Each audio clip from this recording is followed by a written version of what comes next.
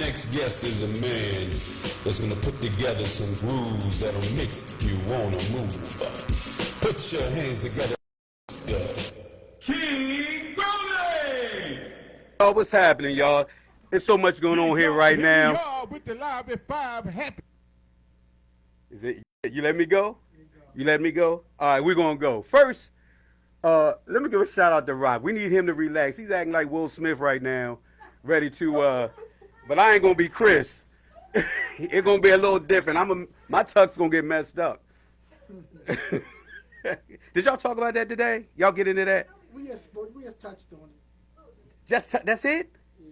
I've been wanting to get on social media all day to talk. I mean, I know it's sports, but I mean, we can kind of make it like boxing or something, kind of fill that in, because are the people that you talk to for women, were women like on Will's side, or did they feel like he was supposed to chill and? Well, women, I say he should chill. But a lot of women, they like that. They like that that aggressive. Oh, my man gonna fight for me. My man gonna do this for me. You know, a lot of women. It's my opinion. I'm like, I mean, it's. Remember back in the day, and I know you're a little younger, we were just experiencing that. Remember Def Comedy Jam, man? You remember that? Yeah. When that was on, I know my friends, we were sitting there going, ain't no way I sit in the front row. Like, you would want to go, but you want to sit in the back, because they roasting everybody all the way across, and they're fun, and there's nothing you can do, but that's just kind of how it is. Now, I get it. This wasn't a comedy thing, but it's Chris Rock. And what he said was so mild. I don't even know if he knew about that. I didn't even realize about her hair situation. Having alopecia? Yeah, I didn't even realize that. But what he said was so mild. And, I mean, since I've seen, I'm a Jada fan. She done had so many hairstyles, and she's rocked that a bunch of times. So I didn't know. But I was just like, okay, Will, you supposed to, if you want to pull him up on the side, be like, look, bruh, don't say nothing. Yeah, but they said the backstory is they said that Chris Rock did this in 2016 also. He did, but they wasn't there. Yeah, They And- were. He but made his. still. I guess making him the butt of his, making her the butt of his jokes. Uh-huh. Like I said a little earlier, man, I don't think it was the joke itself. I think Will is dealing with a lot, man. He's been in the public eye because of his wife a lot in the last 18 to 24 months, and I think it was a thing of, do I punch her in the face or do I punch him in the face? Dude, that word, everybody knows what entanglement is, right? Because of Jada. Who you supposed to punch? Chris wasn't involved in that entanglement. If you ain't going to punch Nah. August, if you ain't going to bang But him. he'd have got a child abuse case for that. They'd have called CPS because August Alsina was a damn child. Man, At that time, but he old enough now. I'm just telling you. I mean, I get it. Everybody's like, well, you know, I love my family. I love my family too. You know what I mean? But I'm just saying, if you aren't going to go off and you're going to actually sit on her show and you're going to talk about it. But now this man, it was a weak joke. It wasn't even. Right. And like this And a young lot of lady people here, you didn't don't even even know who get it. G.I. Jane is, do you? Right. No, you don't know. Looked it up after I heard Right, Yeah. right. I remember when that movie the- came out. And the funny part about it is a lot of people didn't know because everybody kept talking about Jada playing in G.I. Jane. She didn't. It was Demi Moore. Right. And It wasn't even Jada. No, she had that long hair and then she Yes. had to cut it. So as soon as he said it, I got it. And then he was about to move on. And Will was actually laughing exactly. when it happened. So I'm like, It wasn't until he saw Jada's face mm-hmm. that he really said something. But was that really the proper time No. that you should address that? So you're going Not to do at all. this on national TV in front of everybody. You couldn't have brought him up backstage. And you know they know each other. Then they consoled him. They console Will, right. Denzel Washington, Tyler Perry. Perry, and what's the white guy named Cooper? Oh, let me, look. You notice how the peanut gallery yelling in the back when it's like 17 mics in the studio? Like, really, man? So what Making had people think we happened- got poor quality. What had happened was I was saying that the whole thing of it was that Will Smith was actually laughing until he saw Jada's face is when he decided, oh, maybe that wasn't funny, blah, blah, blah. And also, that was not the appropriate time for him to address that situation. What he could have done was waited till after. But the fact that nobody went to Chris Rock Right. to say anything, but they went to, and it was Denzel Washington, Tyler Perry, and what's the guy named Bradley Cooper. All was like, oh man, you know, this, blah blah blah blah. But he didn't. That was disrespectful. And as a woman, yes, we would want our man to stand up for us. But like you said, the joke was lame. It wasn't even like a real hot joke. Like, ho ho ho. Okay, we move on. Because like you said, that was an old movie, and actually that movie was very strong-willed for women, you know, because it wasn't until she cut her hair is that when they started really to appreciate the soldier that she was. So I don't even think that was any, you know, I wouldn't have been offended by that joke as a female. But yeah, sit down. And then he want to get on stage and cry and apologize. You were wrong. That's just how it was. You were just wrong with that. I'm sorry. That's my opinion. Peanut Gallery out. Peace. I'm just And saying. like I said earlier, I knew it was coming. Our intern just showed me Will Smith issued a formal apology on social media to Chris Rock. Oh, did he? Okay. Because Chris didn't. Let me tell you.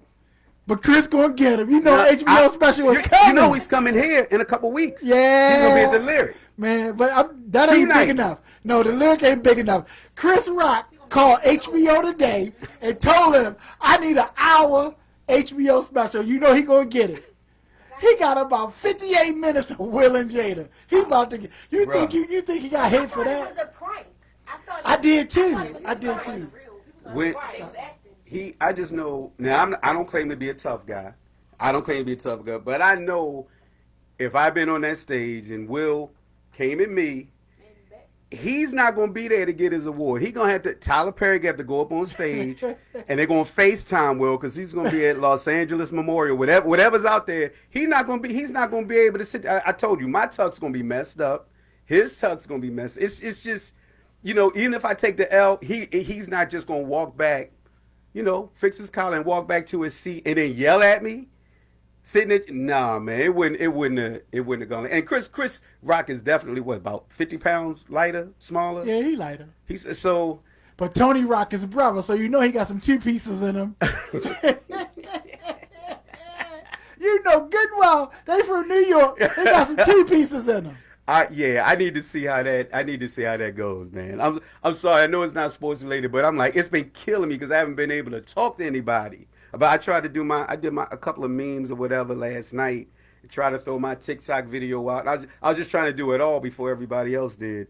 But today it was like everybody was kind of talking today, and I couldn't get in on it. So it's just kind of, I feel better now. Yo, TikTok was on fire last night. At first, when I first saw it, and listen, I'm like a TikTok junkie. Hello, my name's Devon, and I'm a TikTokaholic. But listen, when I first saw it, I was like, all right, that was between two funny people, right? Mm-hmm. But then as I started scrolling, I said, wait a minute, this like really happened. Yeah. And I'm looking at the videos, I'm like, oh boy, it's about Yeah. to be a situation. Yeah, luckily my wife had the DVR going, so that may be our guess. My mama said I can't have no company when she not home. Is that? Yeah, Oh, baby. okay. Yeah, baby. It's time to get back Yeah, to business, baby. man. Ba, ba, ba, ba, ba. Our you doing, guest. How you doing? I'm doing pretty good. Oh, Took me an hour and a half to get here, huh? I appreciate the fact that Yeah, I live in Charles County, Waldorf. Oh, I didn't know that. Yeah. wow. I didn't know that you have a seat right. Pick a spot. I didn't know you lived that far. What? Oh, you know what? You done sent them an Uber? I don't know. Maybe I'd have Fine. met halfway. No, I'm not. No, I'm fine. I learned. See, young people don't know this. It's easy for me to do Zoom. Like I went on Fox 45, right? For the Super Bowl. Fox 45 called me and said, they went you on. You want to do Zoom? You want to drive up? I said, no. I'll drive the 180 miles. I said, I'll drive for 3 minutes. It's because it get me out there. The same as here. If you got to go somewhere, you got to get out of your comfort zone. You can't do everything. See, some people only do stuff easy. Right. Right. It's easy to sit. I told my wife, so I'm going to get on the radio show. I'll drive 160 miles to get on the show. That's how I made it this far. Okay. You know. Well, Some people only do stuff when it's convenient. I know that's right. Right? When it's convenient. I'm so happy. First of all, I'm happy. I appreciate you responding to me. What do you mean? On to come here today, because I just reached out. I'm like, I didn't know if you were gonna initially when I first asked you to come on. I know you're busy. I see you everywhere. So that even goes. I go to a supermarket. If I see the cheerleaders, he's probably right there. Right. With the cheerleaders. So I see you around town a lot, but I'm never able to get up close enough to get. I was telling Rock, I'm like, I want pictures too.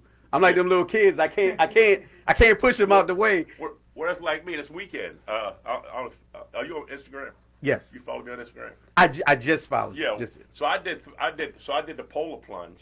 Yes. One morning, and then I went over Catonsville to Route 65 over Catonsville, and then I went over to Route 117 over at Pasadena. So I did 3 events. You know, the Ravens. Yeah. So I did 3 events. My wife says, "Me, you gonna drive from Annapolis home?" I said, "Vern, I go to the gym 5 days a week. This ain't nothing. Walking around talking to people, right?" I said, "This is a piece of cake." So I started doing this, and I have a pretty positive page. I have no negativity on my page.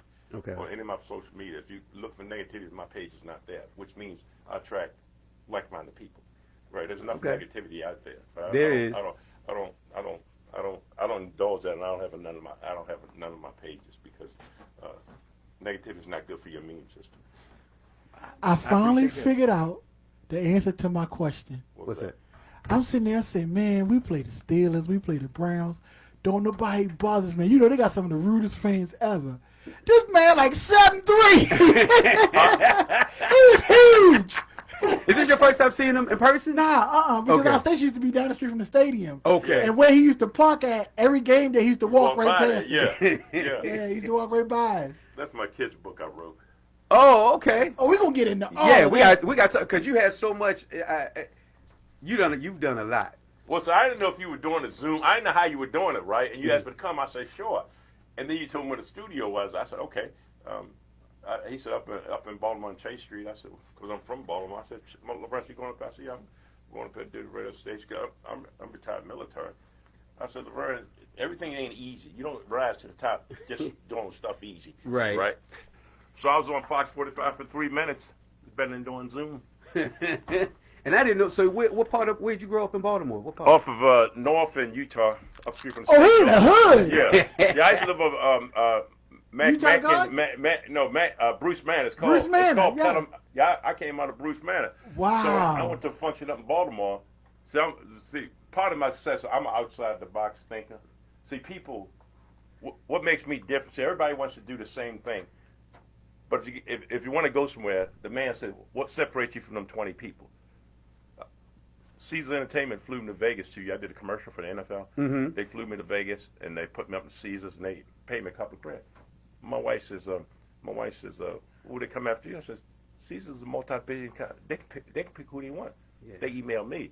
Same with New York Ball Cap. I'm on Twitter, and New York Ball Caps, hey, Captain D, we're going to send you a bunch of free ball caps. Can you take pictures and upload them to Twitter? My wife says, who they come after you for? I said, learn. If you make yourself a person of value, but what happens is too many people scared to get out of the comfort zone. They do what 20 other people doing, and they don't know how to separate themselves because they're afraid. Because when you separate yourself, people come after you. Hey, man, us 20 people over here, you an idiot because you're over there by yourself. Well, I'm an idiot, but I'm going to be who I am. Yeah, that's what you got to do. Right. That's what. Now I'm curious. I read. I'm gonna let you tell a story. When did you start? Tell us about the birth of Captain Defense. When the Ravens first came, I'm retired. I did 24 years in the Navy, Mm-hmm. and I was in cryptology, which wasn't too many brothers. But anyway, when the Ravens first came here, I used to go to Memorial Stadium, and I had a sign that says defense. And so I used to carry. Also, I made a rap CD about 10 years ago. I'll tell you about that. Also. Oh, But I anyway. need to hear. Okay. But anyway, so I did. So I was at the game, and I'm walking around the stadium. I used to have a sign with defense on it, right? Just a regular cardboard sign. And this girl, about 8 years old, she come over to me and said, "Hey, mister, are you like the captain of the defense or something?" So what happened is, sometimes you want to go this place, but God has another plan, but you don't know it at the time, right? So I says, I kind of like Captain Defense. So what happened is I went to Walmart, bought some white Arnold letters and on Captain Defense on the back of a T-shirt. So my wife says, what are you doing? I said, I'm on Captain D. She said, who's Captain Defense? I said, I am. She said, when did you come in? I said, I don't know. I have to earn these letters on, right? So what happened is I earned the letters on. I wore the T-shirt to the game, and I just put it on, right? Just walk around, had Captain Defense on the back. And so about the third or fourth game, this guy comes up to me, and he said, hey, Captain D, we're having a fundraiser. You know, we would like you to come. I didn't know who the guy, never met the guy, so I told my wife that. And she said, did you know the guy? I said, no, he has to come to the fundraiser. She said, I guess he must think you're somebody. I said, I guess, because I was just being myself. Right. And then he asked me to come to the fundraiser, and then I started, my outfit started migrating. And then I said, you know, I have a chance. And I told my wife, I'm going to be up on a billboard one day. She said, you was? Uh-huh. She said, how do you know? I will. And then M&T Bank put me up on that billboard, that Visa checking card. And sometimes once you get validated by a corporation, other ones see, okay, he's safe. He won't mess up their brand. Right. You know, he won't mess up their brand. So I got out of my comfort zone because when I first started doing this, people said, man, you look weird and you different. I said, that's me. When I was in high school, this girl told me one time, she came up to me, she said, you know, everybody think you weird and strange, you different. I say, you want 20 guys like that over there. That's just not me. By the way, why do you care if I'm weird and different? Why does it bother you? Right. Right. You know, and I tell people all the time, at the end of the day, I can look in my mirror and say, you know, I was true to myself. Because people think you weird. But when I started doing this, you know, Caesar Entertainment ain't flying everybody to Vegas. I've been to 2 Super Bowls, all expense paid trip. Yeah, you've done okay. Okay. Did you read part of my bio? I read the whole thing, yeah. but it was so much to I was trying to pick around because in 2002 you were fan of the Visa. Yeah, I went Visa Hall of Fame. I went in the Pro Football Hall of Fame in 2002. So I got a plaque and everything. I got in the field, so I was inducted to the Pro Football Hall of Fame in 2002 in Canton, Ohio. I had a plaque there, and then 2012 ESPN, they had a Hall of Fame in inaugural class. I went in first class. I have a permanent plaque on ESPN's campus, 2012. And so ESPN knows, if you want a Raven fan, I'm the guy involved. They already know that up at ESPN. And do you have that posted on the plaques on your page? Like I don't know if I do or not. It's been so long. I got the when I'm sitting in the stands. I got a picture of that. I can send it to you when I got inducted. I would love to see. I'm behind the podium. Yeah, we went up there. Shoot, they limoed us up there, took us up there. I got a tour of ESPN's campus, and you know, we walked around and everything. That was their first class, and it went across all sports. And then Bleacher Report listed me in who's the football fans. I was in there, which I knew I would be. Wow. But the one for ESPN was big because it went across college football and everything. And then when you put your brand out there, because what happened is people said they look on social media, see how you carry yourself. I go across all economic races and everybody. I just do. I roll. I don't go after specific audience. I put myself out there, and I don't care if I got 1 like or I got 20. I do my thing, and I'm not like nobody else. Yeah, and that's part of my comfort. That's part of my success. Yeah, I don't even know how we became we're Facebook friends. Right, that's how I found. So I don't even know how that happened because I saw you there was I started going to the game, and I just thought you just get in these groups, right? And one like the same day you, Dan, Dan Fan, yeah, Dan and oh my goodness, I'm missing the name. I can't think of his name, but I consider you guys like the elite fans. Right. It's another level of I consider myself a serious fan. Right. But with what y'all do every game, right, tailgating. I mean, you're everywhere. I'm like, I wish I had the time to be able to do it. But well, what happened is part of my thing is like I tell people all the time. There's no such thing as a number one Raven fan. Humility is a good thing. I never say that. Whatever sometimes media say, but I never complain that because every Raven fan is the number one fan. And I sit up in the top deck at 513.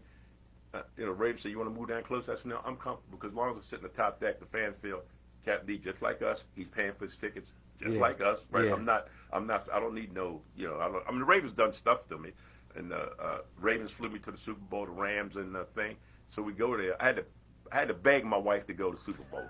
I had to beg her to go. I said, "You want to go?" My kids were standing up. They said, "Dad and Mom don't want to go. We go." Had to beg. I said, "I want you to go to the Super Bowl, right?" I said, "All expense." So they flew us down there, And then they said it was in Atlanta, right? Oh, right, okay. We got to meet with the head of official. We were on the field.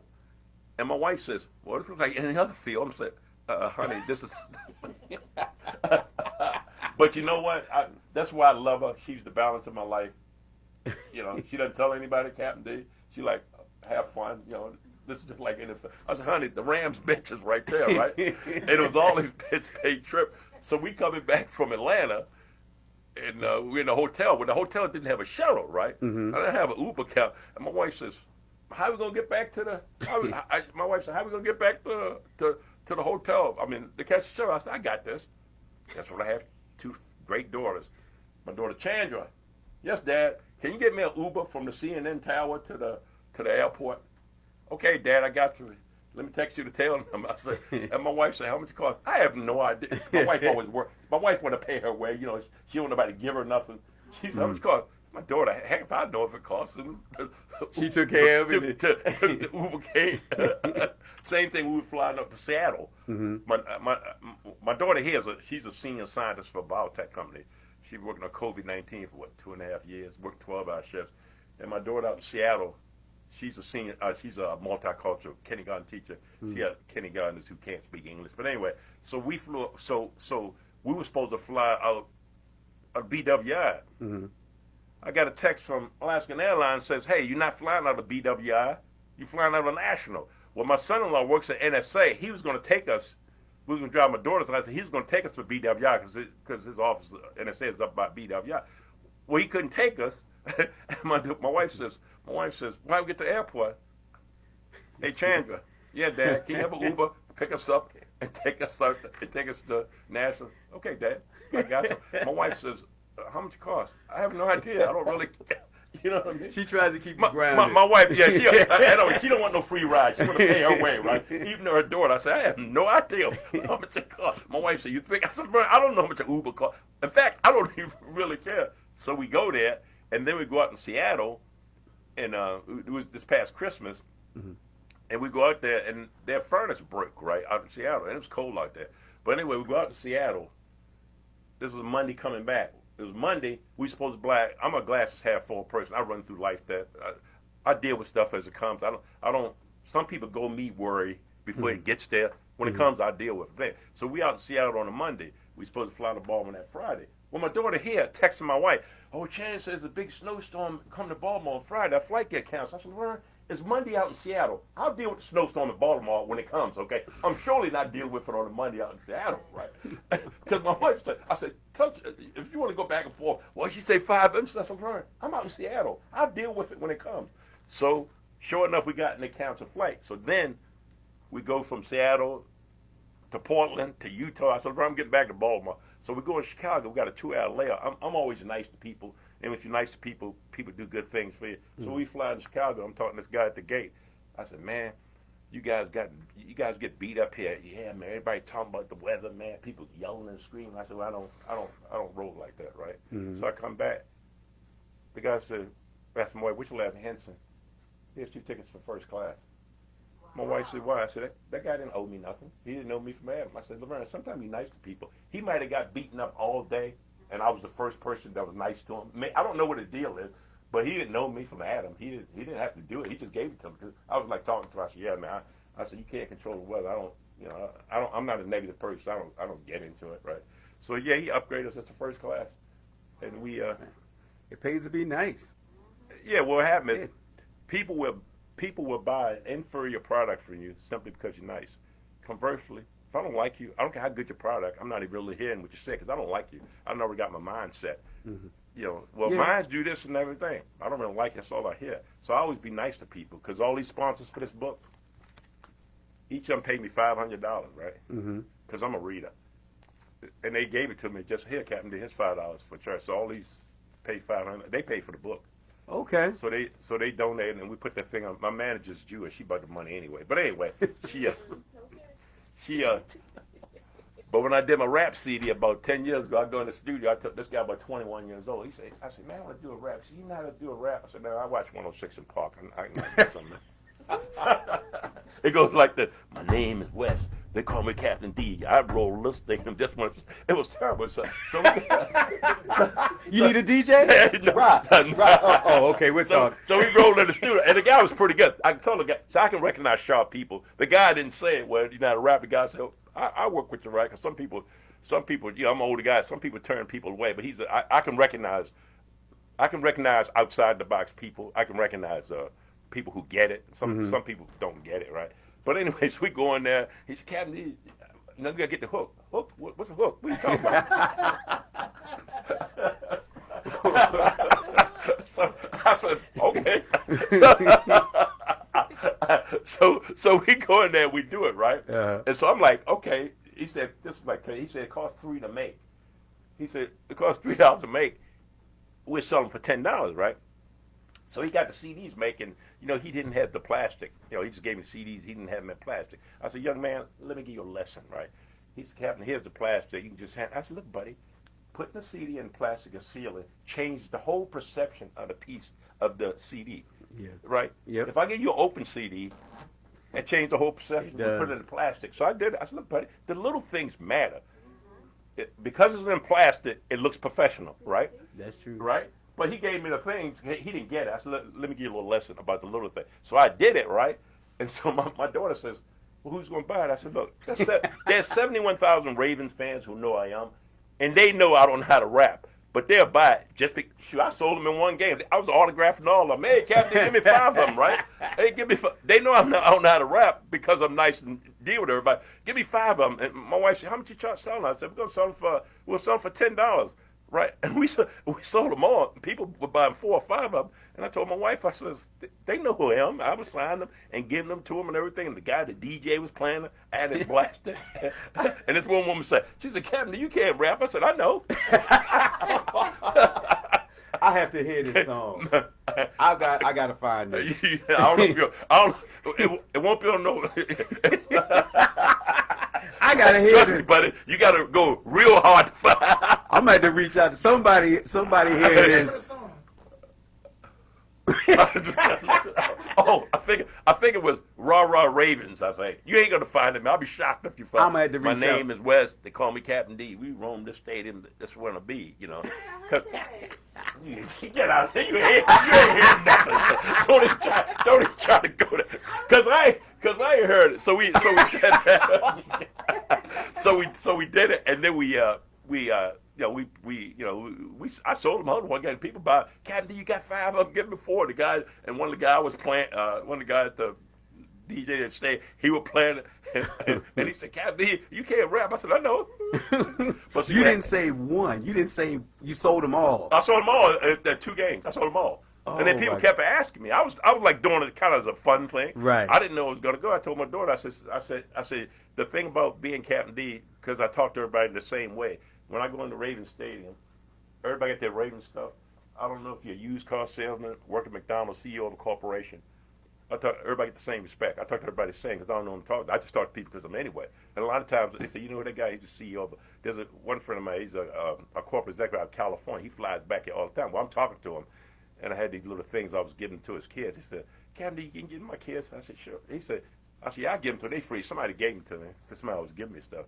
And he says, well, let me give you my business card. I said, okay. He said, here's my business card, man. If you ever need anything, here's my private number, right? I didn't know who he was. It didn't really matter. I was just being nice to his kids, right? But too many people get caught up in, too many of us get caught up in a bunch of nonsense, a bunch of petty nonsense. Yeah. You know, they worry about what people think. A young man, he got a shirt called Positive Speak, right? And he says, so I gave him a card, right? And I said, look, man, I'm a positive person. I wear a shirt. So I gave him about 2 weeks ago, right? I haven't heard anything. See, he looks at my picture. He says, he can't help me. But shoot, I got almost 20,000 followers. If I put a shirt on, but he don't get it. See, some people see, this is the difference between some people, some of us. Mm-hmm. Some of us, when I walk into a room and, you know, and I do this, sometimes we see the spikes and chains. Sometimes white people say, well, he know 20,000 people. I'm going to get on board because we never see. This guy up in Baltimore, this white pastor up in Harford County, he said to me, he said, Captain, I got a Christian men's group, you know. We're trying to get more participation, right? He said, okay. He said, I'll make a donation to your charity. He gave me 250. I rolled up there, had 150 men. See, it wasn't about him. He was saying, how can I get more men in the church? Well, I invite Captain D, and that's just what he did. And he had a big breakfast. Sometimes we get caught in a bunch of nonsense. If I see, and I told a guy, if I go to an event and a guy got a clown outfit up on the stage, sometimes we say, he looked like an idiot. Well, I want to know why he's speaking in front of 10,000 people. See, the narrow-minded people can only see he's a clown. I can see somebody paying him to speak in front of 10,000. I need to go over and talk to him and find out. But short people can only see the clown outfit. Right. I say, well, why are they paying him to come in and speak? And I go over and talk to him. I went from North American Trade School. I go up there, right? Lacey come speak, so I go up there. And guy, I think you look ridiculous. I said, well, tell you what, I might be, but they paying me up here for you to listen. Right? Yeah. That's many. But I told my kids, they successful because they get out. They have no comfort zone like me. When you get out of your comfort zone, people say you're the wrong color, you're the wrong thing, you're the wrong thing. This girl up in Morgan State, right? She says, Captain D, I'd like to come do an interview. She didn't know much about me. Okay. Then Christmas came. She didn't say nothing. November said, but I got it. But she don't know. I'm on Twitter. I'm on Instagram. I'm on Facebook, right? Mm-hmm. I've been on 3 or 4 radio stations. But what happens? People only see, well, I can't have that guy in there. Instead of saying, well, damn, he got a powerful social media. Let me use him, because the narrow-minded people can only see the spike. They can only see the clown outfit up on the stage. Yeah. Well, I want to know why he in there. And this guy had this positive thing. I said, look, man, we ain't heard from him. I said, well, maybe I can wear your Positive Speak shirt and put it up on my Instagram and say, hey, I got my Positive Speak. But, some people don't. Some people don't get it, man. So that's my story. I'm an outside-the-box thinker. I don't have time for nonsense. Or a friend of mine, this young kid. See, I can tell people what they used to deal with. I gave this kid this lady gave me a punching bag, right? With glove. Well, this guy's a boxer, right? She gave me the flea market. So I called this guy, young brother on the forest. Look, man, you a boxer. I got this punching bag and these gloves, right? This is a Monday. Well, Thursday ain't here nothing. So I called him. I said, man, I've been tied up. And I told my kids, if you giving me something, you ain't got to chase me down. I'm chasing you down, right? So he said, well, okay, I've been tied up, right? I'm giving you something new. I'm giving you something, and I'm chasing you down, right? Right. So he said Thursday. I said, okay, meet me at 9 o'clock, right? He came over at 9 o'clock. He said, meet me at the gym at 9 o'clock. I was like, because I got in the trunk. I said, okay, 9 o'clock. He didn't show up, right? And I told my wife, I can tell what people used to dealing with. Right? I can tell the company used to dealing with. Right. See, I'm not used to dealing with them type of people. If you can say, like I told him I was coming up here, I'm coming up here. If I ain't coming, I'll tell them I'm coming. I just don't not show up, right? So I said, okay. He said, well, I'm tied up. I said, so he says, so I gave it to somebody. Week, 3 weeks, you got the bag? I said, no, I got the bag. I give it up. See, those kind of people you used to running with, right? I'm just not. If you say you're going to do something, you'll text me and say, because I'm amazed that people say they're going to do something, don't even tell you they're not, and just don't show up. Right. So I move past people like that, right? And I can tell, if I told you I'm gonna make it, I was gonna not show up. I text you and say, look, man, I can't make it. I'll give you a heads up. I just don't not show up. But he gonna not show up. I'm giving you a bag. The thing costs like $400 or $500. Wow. That's something. And I'm giving it to you 4 days, and I gotta track you down. And I told my daughter, I said, well, somebody giving you something, you chase them down. Whether for a job interview, I'm calling you every day. Well, I'll get to you next Thursday. Well, I'm calling you on Wednesday. You got my resume? But I told my wife, you say you're going to call me next Thursday? Well, you think I'm waiting for Thursday? Hey, by the way, you heard anything about that job? Because I make a nuisance. Every day I call it nuisance. But I'm not, well, they say they're going to call me Thursday. Well, pick up the phone and call them. Right. You don't have to wait. But I try to talk to young people. Some get it. It's a different time now. You got me? Yeah, it's I don't know if it's social media or it's just different time. I know that what you're saying is stuff I used to hear all my life. You don't wait. It's right. Like somebody give you an opportunity, you need to be first. You need to, I've heard everything you're saying. I've heard. And you got now to grab it because I was talking to this young girl. There's his brother. He got this clothing line, right? And he's sharp, man. He's got a nice design, right? And I was talking to him. I said, look, man, you got a nice design. Man, he's talking about his car. I said, I can help you. I said, but your boys can't go with you where I take you at. You have to let them go. Okay. He said, okay, I can't let them go. So he's still selling them out the car. I said, look, buddy, the people I know, you can't take your boys. They're not bad people, but they ain't going the same way you going, right? You got a nice clothing line. I said, you sitting there selling about your car, doing the same thing, and somebody else be doing the same thing. I said, you're not responsible for your boys. You're not. I'm not responsible for you. I'm supposed to go on my. I'm not supposed to. If you want to come, I'll take it. But I ain't dragging you if you not want to go. And he said, well, I kind of. You owe them what? What do you owe them? He said, well, I said, enlighten me. What do you owe them? He says, well, I can't let them go. I said, okay. So he's still selling out his car. I said, I know a lot of people. I showed him one of the design. The guy said, nice. We might better do something with him. So I told him, he said, well, I'm just not ready. It's 4 years. I gotta keep continue. He can't let him go. He owed him something. I don't know what it is, but huh? But you know how it is, right? Huh? They can't. It's just different. It's hard to get people if they don't want to. They don't want to. No, if listen. they don't want it, right? But like I said, if I talk to people who've done it, I told my daughters all the time, successful people leave clues. Yeah. Successful people. If you want to be a chef, don't talk to your uncle who never been a chef. Talk to a chef, right? Right. Like I was out front one day and I was trying to get my grass to grow. So the brother says, this guy named Mitch next door, and he says, Dad, I'm talking to Mitch, right? And then about the grass, and then next thing I know, I'm talking to this guy down the street, right? And my daughter says, "We talking to that guy about my grass?" She said, "Why don't you talk to Mitch? Mitch's lawn look worse than I do." I'm talking to the guy down the street who got the golf course. That's what I'm talking. Why am I talking to Mitch? His lawn worse than I am. Mitch can't. Like I told people, if you lived in an apartment all your life, why am I listening to you about buying a house? I'm just listening. But sometimes I go, like when I go to the gym, if a guy do something, I say, man, what does that exercise do? See, but sometimes that ego, I have no ego when I want to learn something.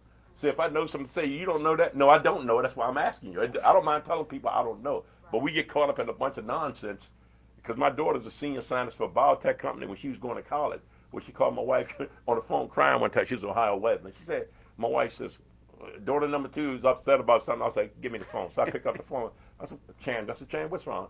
She said, Dad, this organic chemistry is kicking my butt, right? Because her degree was in zoology. I said, what? Kicking your butt? I got this, Chan. I said, Chandra, let me tell you one. There's somebody on that campus, organic comes to it just like that. You just got to find them. So I said, put something up in the student union looking for somebody to tutor her for organic chemistry, right? So a guy knocked on the door. Well, this guy, he's dressed in all black and got tattoos, right? Gothic guy. He said, I can help you, right? I said, Chandra, I don't care what you look like. If you can teach about organic chemistry, I don't care if you got blue on. I told Chan, you're not marrying the guy. And Chan said, that guy showed me about organic chemistry and hooked my computer up. And she said, Dad, I said, Chan, we get caught up in a bunch of nonsense. I want to know organic chemistry. I don't care what you look like. If you can teach me. And because a friend said, that guy's weird. Chan said, maybe, but he taught me like organic chemistry. And she breathed to organic chemistry and got much higher grades. And, they became friends. And I told my daughter all the time, doesn't matter what knowledge looks like. I don't care what color it is. And so she was in a lab when when she was in the American Revolution. She worked in the genealogy department in D.C., right, which was a real racist group. So my daughter was in admin department, and she wanted to be a genealogist. Well, the sister in admin didn't want my daughter to go, so they had a Christmas party. They told my daughter, they said, well, we don't go to that. My daughter, we don't do what we do. We do what we do. Because the other blacks said, well, we don't go to that party. My daughter said, I'm going down there. So I said, Donald, you need to find a gatekeeper because sometimes people lump you together. Sometimes you got to get out and say, hey, nothing against them, but that's not who I am. So she went there, and the lady said, well, we want you to come to the genealogy department full time, right? I mean, part time. So she went back and told the sister in admin. Well, the sister in admin got mad because my daughter wanted to be a genealogist. So she sent my daughter down to the basement. So my daughter called me on the phone. She said, Dad, she stuck me down in the basement. She felt I was part time. I said, Donald, I got this one too. Tell you what, you walk in there. Say, good morning, how you doing? I'm going down the basement. She wanted to know she got to you, but don't give her the satisfaction. So my daughter went in there smiling, called, hey, how you guys doing? I'm going down to the basement. It's nice and quiet down there, right? And so then they moved in the genealogy full time. So my daughter calls me on the phone. She said, Dad, guess what? They want to do an article on me, the first African American genealogist, right? So we was talking, and my daughter said. And my daughter said, Dad, I don't make deal. I said, Donald, let me tell you one thing. The fact that I have a genealogist and senior scientist in that company, me and your mother planted these seats a long time ago. You exactly what we thought. So I said, go ahead and let them do the article so they can do. Because her degree was in art history up at Towson. And art history lady told my daughter, said, you know, there's no black in art history. My daughter said, I ain't looking for any. My daughter said, if I want to look at black, I go up to Baltimore, but I ain't looking for any. Her degrees in art history, and now she's a elementary school teacher in Seattle, Washington, deal with multi generations, and people from Ethiopia, Kenya. She loves it. She got to pick up different land. And my daughter here, she lives in Howard County, and she has my 7-year-old grandson. Me and him have been to 7 air museums. My grandson knows more about airplanes than any 7-year-old. If you ask him what kind of plane Southwest fly, he'll tell you. The other day he said, Dad, and he calls me G-Park. We go up to Dover, Delaware. They got the big Air Force transports up there, so we go up there. And he says, he said, G-Park, I can fly on these big transport. I need help at the landing. And I said, you can. Now, I could have told him all about going to school, but I fed right into it. I said, yeah, you can. You'll pick up the landing. I want you to get the price. You'll pick up the landing. Because we've been to 7 museums, right? And and they don't know me as Captain D, so I meet a whole group of people.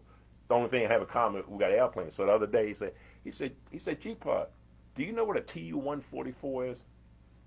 No, I don't. He said, that's the Soviet equivalent to the Concorde. They call it a Tupolev 144. Oh. 7? Wow. But see, too many of us kill our kids' passion because it's not our passion. I had no interest in airplanes before he came along, so sometime God still in my life. So he knows about airplanes, and that's his passion. But too many of us, kill our kids' passion because it's not ours. And we've been to Boeing, we've been to the Wright Pat, we've been to 4 or 5 museums. So he told me the other day, he said, G-Paul, I don't get this. I said, what? The kids in my school don't like to talk about airplanes. I said, RW, everybody's not as passionate as you are. He said, they're not. I said, no, everybody's not as passionate as you are. He said, they don't. I said, no, RW. I said, that's your thing. Some people got music, some people got gymnastics. I said, but that's your passion. And he said, oh, okay. So I volunteer at his school twice a month. It's called DADS. It's called DADS for Outstanding Students. So I volunteer for.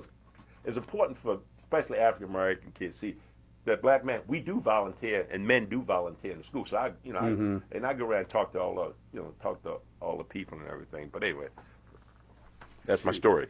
Captain Defense, I got a question. And everyone that comes to Birdland, we have to ask this question. We can clearly see what side of the fence you're on, but we have to ask this question, What? Okay?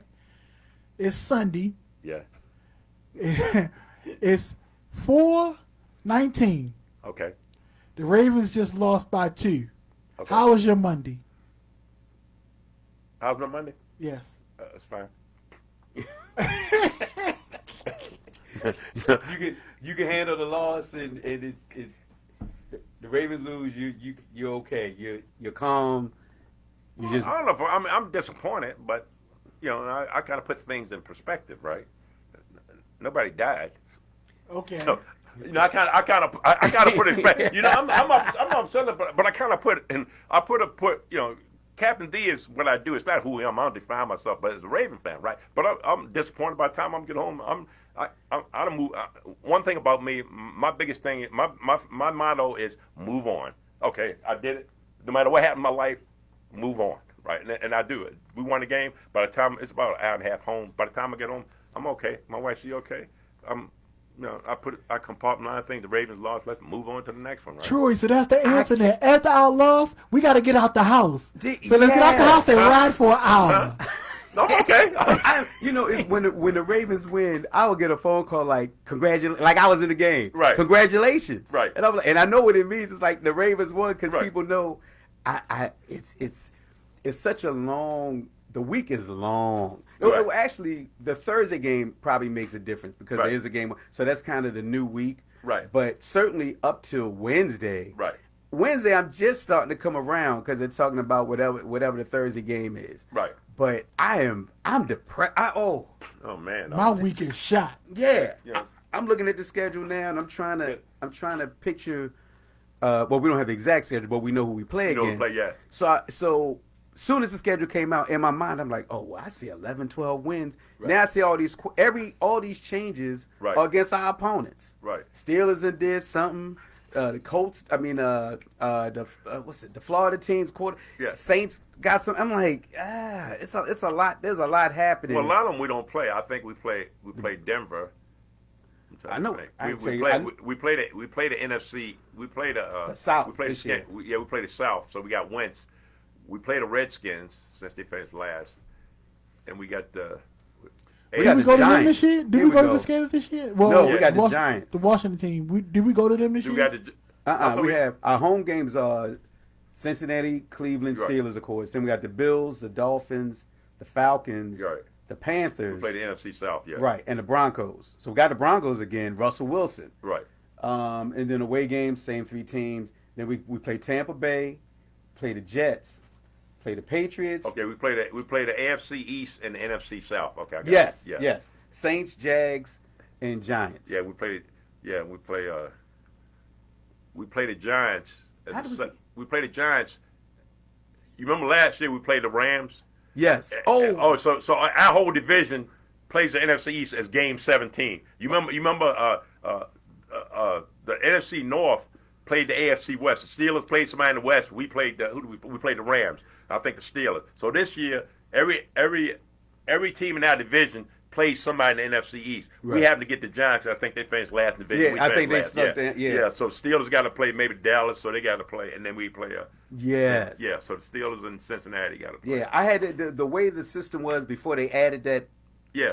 I knew it. I kind of got the hang of Yeah. it, and now I'm like I have to learn all over Yeah, again. so with the that. 17th game, the AFC North plays another division in the NFC, and Cincinnati got to play. Maybe Cincinnati got to play Dallas. Maybe Steelers got to play somebody. In the Oh division. right, Yeah. whoever came in first place. Yeah, yeah. So they so probably do had it like that, right? Yeah. And then that's why we played the Rams.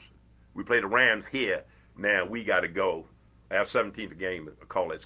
It's away. Yeah. Giants, right. So they alternate. They alternate divisions. So I'm looking forward to the but I always we gotta get Lamar signed first. Find out what the contract. yeah. He's gonna do it. He ain't going nowhere. And the one thing I hate about the one bad thing about social media, one of the bad things, people make up stuff. Right. So you don't. I mean, I have a page that Right. I made just for, it's strictly for jokes. Right. So it's and I made it look like a news station, but Right. it's clearly not true. Right. But people believe everything. Everything you put on social media, there. It's crazy. Lamar was supposed to be traded. Right. Harbaugh was quit. Whatever they can think of. Well, Harbaugh said that. I get the impression they're on Lamar's timeline. They wait for Lamar.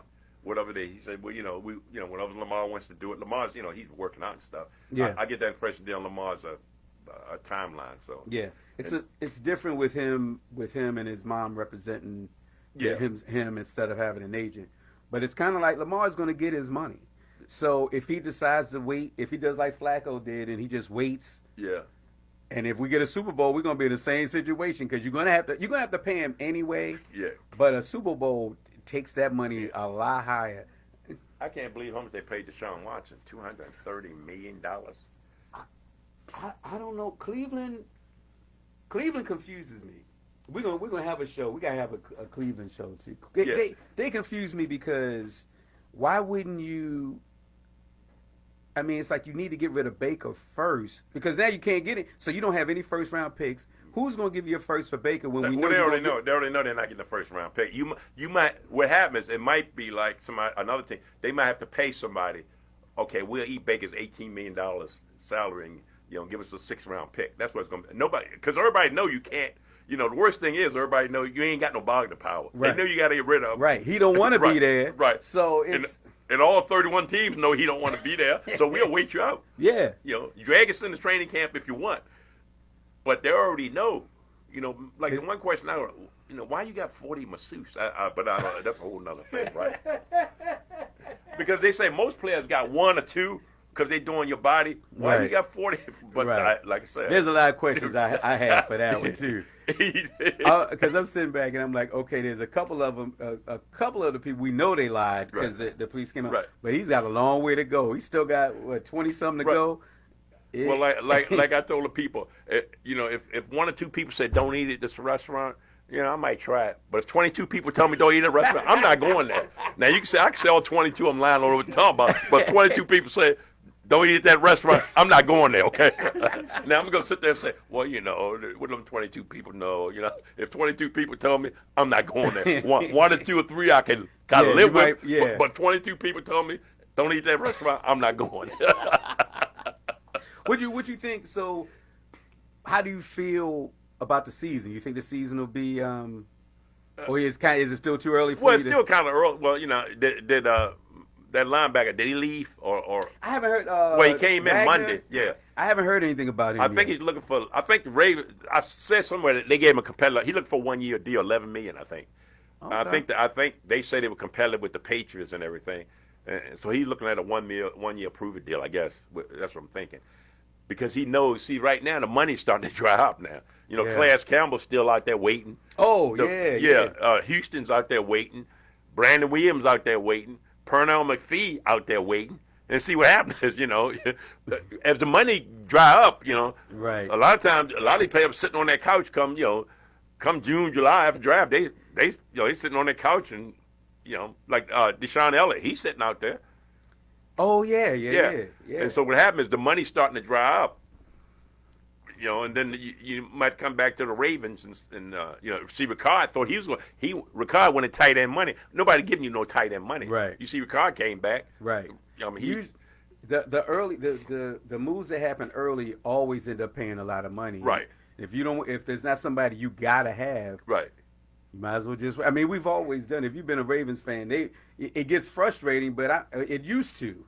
But I kind of know that's what they do. I got it. I've been used to it. I was fan. We ain't signed. I said, how many big name free agents have we signed? You know, Earl Thomas was one. But think about how many big name we traded for Anquan Bolden. But how many big name free agents did we ever sign? I can't think. And we've been lucky to they fall to us. Right. Like when we got Steve Smith, I'm like, I didn't see that coming, and he just kind of fell to us. But they don't do stuff early. No, they don't. They bring the right guy, and sometimes we bring the right guy, and you know he's not at the top of the line, but he fits into the system, you know. Yeah. But like you know, I don't know what Calais Campbell looking for, but like I said, somebody might, you know, he might come back to Raven, but you know he's a good leadership. But Brandon Williams, you know, I don't know what he's gonna get, so you never know. But as the money dwindles down. You know, people sitting on the couch and they got no phone. Then all of a sudden, July, you get desperate. Sign me anyway. I'll take it. They give me They give me a hamburger and a donut. They tell the agent take it, right? Because sometimes people Ricard overestimate his value, right? Yeah. You see, he came back, didn't he? Yeah. I mean, with what he does, there's not a lot of teams that do that. I mean, we've been for. I mean, what's the guy we used to have? He's in San Francisco now. Juice, I know you're talking you know what I'm about. talking about? Yeah, he because when we had him, I was like, well, why? But we've always had a fullback kind of role, right? But we never keep the guys. But but Ricard, I like him, so I'm glad to see him come back. What do you think of Greg Roman? I think okay. I think if he would, I'm not crazy about him, right? But the team doesn't seem to. The players don't really seem to say something negative. Right. But I need him to not panic. Right. When if we get the year, what was it? The 14-2 year. Right. When we were always 30, 35 points. Right. When we're down 14-0, don't panic. We're gonna get our 30 points. Right. And he just starts having Lamar throw the ball. Ball. That's exactly what happened. Because you know, when the Tennessee it was Tennessee or San Diego, one playoff game, we wasn't that far behind. All of a sudden, we slinging the ball around. Tennessee, because I want to say they started. I think it was Tennessee. I know they started with the lead, right? But it was early, right? And it's like if we do what we do, right? This is the first time with Lamar. It's the first time that we've actually had an offense that people would worry about. Like you really have to game plan. Right. I mean, with Flacco, and I love Flacco, but I mean, you really didn't game plan for him. Right. You just kind of just cover you. But with him, you gotta account game for plan. him. Right. So you gotta account for every player. So when we actually have that and we set a record in rushing and all that stuff, why are you?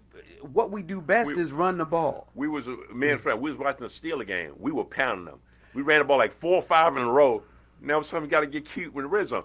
Who was that one play? Was it Green Bay? Hundley, you roll him to the right.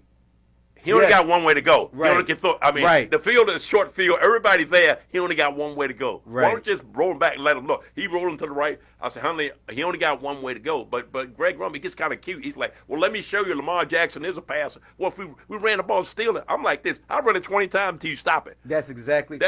I was so mad at that stealing game, boy. It's like it's like when you play tic-tac-toe. Right. And if I go first, I go in the middle first every time, and I Right. keep winning, or it's a draw, but Right. I'm not losing. Right. Then every now and then, you're just like, well, let me try something Right. different. That's tic-tac-toe. Right. And this is football, Right. man. If it's working, I'm like you. I will run it over and Right. over. Maybe you. Sprinkle in the cup. Yeah. But something short. But if the running, Like I tell people, the reason why Bill Belichick is successful, Belichick plays a game plan, game per game. He'll tell his running back, "We're throwing it 50 times. You only getting but 2 carries, okay?" Or he'll complete opposite. Hey Brady, we're gonna hand it off 50 times, right? You need to leave your ego at home, okay? This is what we're gonna do, and that's what he does. There's some games he'll throw it 50 times. There's some games he'll run it 30 or 40 times. Belichick game plan. Who he playing against? He don't have Belichick don't have no system. Okay, these guys, and we played the New Orleans Saints, and they beat us here. In the they beat us here. You remember Tucker missed the field goal? oh, X1, yeah. when the wind took, yes. Yeah, Yep. but I remember a game, we played them twice. One game, he said he beat the Ravens. He looked at the statistics at home. If the Ravens get 24 points, they'll win. That's why, remember the game that Saints kept going for on 4th down? Yes. Yeah, he looked at the stats. He said that if the Ravens get 24 points at home, they'll win. He said that's why he kept going. He looked at the statistics. That's why he kept going for it on 4th down, because he knew if the Ravens get about 24 points, they normally win. Because I kept wondering, why are you going on 4th down? Why are you going on 4th down? Yeah. But anyway. That's it. You know what? Let me pass out the phone number. If anybody wants to call in, the phone number is 443-267-6558. That's 443-267-6558. If you have any questions for Captain Defense, who has graced us today, I'm having a good time talking to you, Captain. You know what I want to ask you real quick? I saw that you went to NFL headquarters. Yes. And met. Tell me about that. That's in New York, right? Yeah, Nike had a photo shoot, and I got picked for the photo shoot. So Nike flew a couple of fans up there, so they flew us up there. We was on the Crown Hotel on Times Square. Shoot, and next thing you know, then we walked to NFL headquarters. We met the commissioner. They had a Q&A session at the NFL headquarters on Park Avenue. Got to walk around there and talk to a bunch of other people. And Nike did a photo shoot. And it was good. It was good, and they put us up, picked me and my wife up there, because within a 2-month period, we went to New York. Me and my wife always spent paid to New York for Nike, and then a month later, ESPN flew us up there for I got inducted to the Hall of Fame. Oh, this was at the same time? Within 2 months, I said, we're going back to New York again. I said, where are you going? I said, I'm going to Connecticut. What's this for? I said, I'm going to induct the ESPN's Hall of Fame, right? Because the good thing, it went across all sports. Mm-hmm. A softball player went in, a hockey player. So this was big. This went across. It wasn't just strictly football. So I have a permanent plaque on ESPN's campus, right, up there. And this is what happened. You watch NFL Live? Yes. Okay, NFL Live. So I understand. So I tweet NFL Live every day.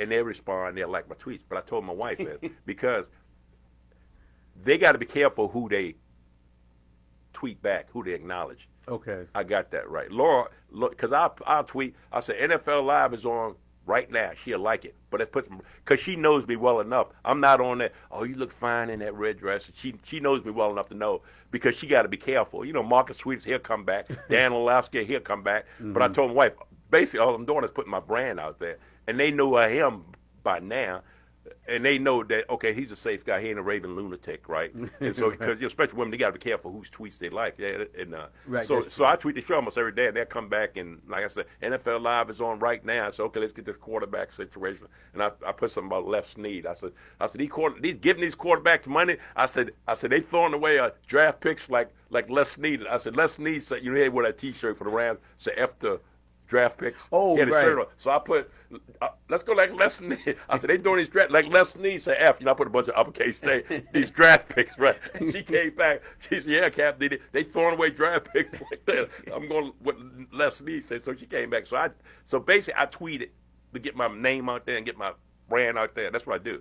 So I tweet them every day. I watch it at 4 o'clock, and they know I'm on there. Marcus Spears, Dan Yeah. Orlovsky. So basically, I'm just getting free.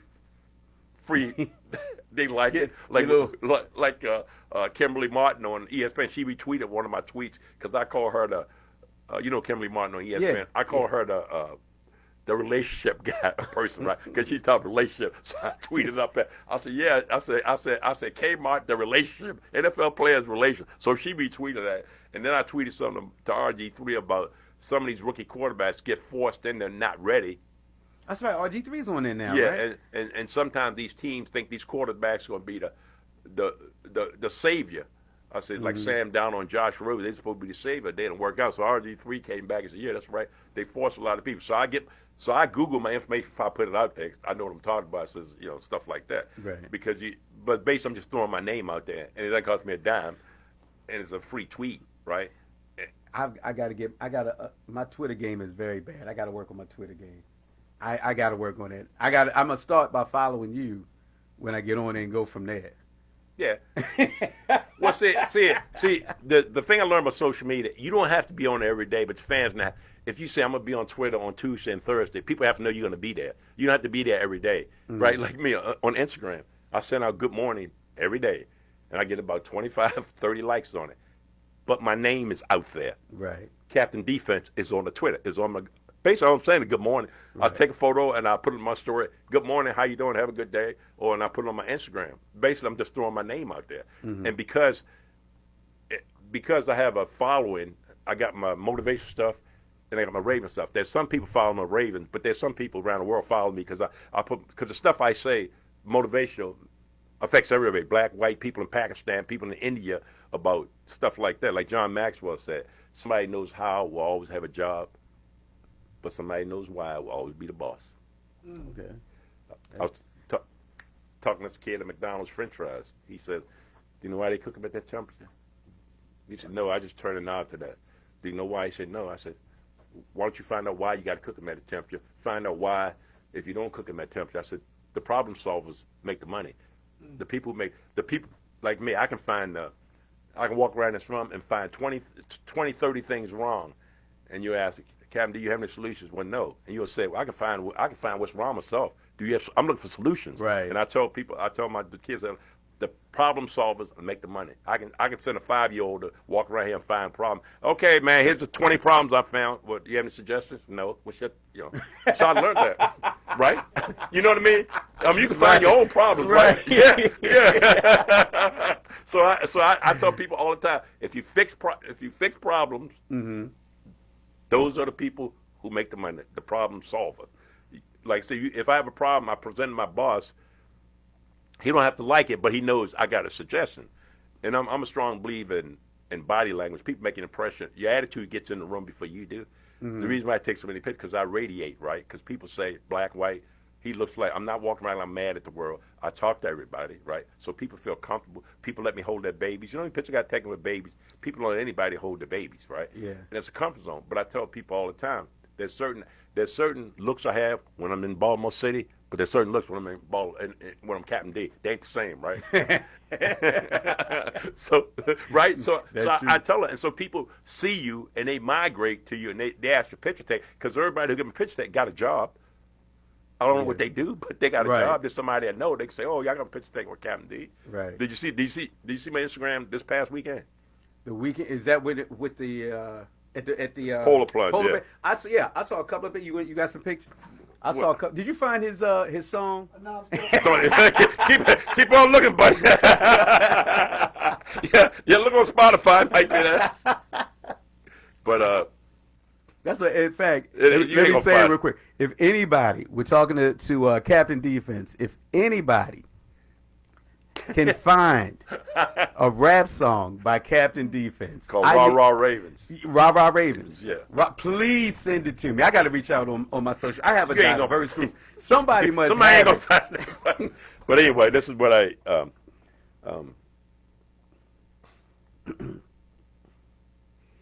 Somebody's gonna find that song. Huh? Somebody's gonna find that song. I just need to. But like them, like on on your story, right? Yes. Yeah. So all I said was good night. I got 25 likes. Basically, I'm just doing to put my name out there. That's all. But this is what I did over Yeah, I did a polar plunge, but I did two more. I did two more functions. Let me see. Yeah, it was cold. What day was it? Were you there Saturday? Was that Saturday? Or Yeah, Sunday? yeah, it was Saturday. So It was so cold this, out that So day. this was that one roost function. So I like. Okay. See, now I always see you with pictures. See, now that one I could get in because See, all these people, they come to me ask picture. I don't ask anybody. Hey, Yeah. can I get a picture, right? And I'm always comfortable. This was a nice picture, right? And so I'm always, I'm always cordial to people because all these people know somebody, Yes. and they can say, yeah, Captain D was nice, man. He got a picture. I don't know what they do, but like I said, if I ask them, like these kids, they're wild. These college kids, I took a picture with them. They said, "There's Captain D. Can you take a picture?" Yeah. So that's basically I'm doing is networking. That's all I'm doing. This is part of networking. How busy are you now? See this? Yeah, she's gonna be a future doctor. She's gonna be. That's why I put the future doctor Lucy, whatever her name is. Yeah. That's a lot of pictures. Who? This ain't nothing. Shoot. This was a nice picture. When you get a picture taken with kids, that always. And my page is pretty clean. That's why they're able to invite me. I can go to that school. People ask me to come to schools, and this is what I put right here. Okay, that's true. Negativity brings your immune But system see down. what people don't know. What people don't know that what you think affects your medical thing. Because I was in the military in cryptology, right? I've taken 10 polygraph tests, right? Mm-hmm. So when you take the polygraph, they put the stuff on you. They just ask a question. So when they take the polygraph test, you get heart palpitations, you sweating, and you get nervous, right? Mm-hmm. But nobody put their hands on you, Okay. right? Right. Nobody put their hands on you. No. Right? It's up here. It's all there. But and the same with how you feel. Some people go to the doctor. My wife's blood pressure when she go to the doctor's high. Sitting at the kitchen table, it isn't. I said, "What's the difference?" Yeah. Right. Yes. And see, some people assume some people assume things not going to go right. I never do. I deal with them as they come. Right. I don't assume. Every job I apply for, I'm shocked that I didn't get it. That's just how I roll through life, right? Because a friend of mine applied for a job, and he said, "Am I holding you up? Am I holding you up?" Oh no, I'm No. gonna be here. No. No, we're here. What, Well, another hour? What? Yeah, when I applied for let me tell you, Charles County got a law that if you get speeding tickets and you got too many points, you can work it off in community service, right? Do 8 hours, like say you got a bunch of points you need to get off. Well, they might have you raking leaves, picking up grass, and doing anything in the community. So what happened is, so I told my wife to send me a ticket, and my wife says, "You gonna go down there?" "Yeah." "What are you gonna sign you?" I told my wife, "Let me prove a point." So I go down there. Mm-hmm. I got a shirt and I got a tie on, right? The lady don't know me from Adam. She just got my name down there. The guy in front of them, "Yeah, we have you picking up grass. You pick up trash." I get up there. She says, "Oh, we can have you handing out auctions for painting at the JCs, right?" The guy behind me picking up the trash. I said, "Look, it's about perception. That lady didn't know me from Adam. The fact I had a shirt on, I looked like I could hand out an auction, right?" I said, "How you look is how you perception, right?" She didn't know me, didn't know anything, didn't know my educational level, didn't anything. She just looked at me and says, "Okay, we're having an auction. We want you to hand out some painting for 8 hours on a Sunday at the auction." I said, "Okay." God said, "They got genius. Well, how come you ain't raking leaves? How come you ain't picking up trash?" I said, "No." I said, "I don't. I said, I don't know." Or a young man come to my house. He said, "I'm collecting money for college." I said, "Man." I said, "Buddy, you can't come to people's house with a hat on the side, your pants off, look like a college." I said, "Buddy, just put a shirt and tie." He came back, got more money. Now you look like a college student. Before you look like a hood. I ain't opening up my door. Right. I said, life is about perception, but sometimes we get caught up in a bunch of nonsense. But that lady gave me that painting simply because my perception. Or a friend of mine, he applied for a job. He says, "Captain D, I'm not going to get the job." I said, "No, I ain't thinking get the job." 2 weeks later, you didn't get the job. He said, "How do you know?" "You wrote your resume like you wasn't going to get the job. You walked into the room like you were going to get the job." Confidence walks in. Right. Every place I walk in, I act like I own the room, right? Whether I think I do or not. My mother sprayed me with hater repellent when I was 13 years old, so it just bounces off, right? So I walk into the room like I own the room. That guy in the pink shirt looking at me, I don't really care.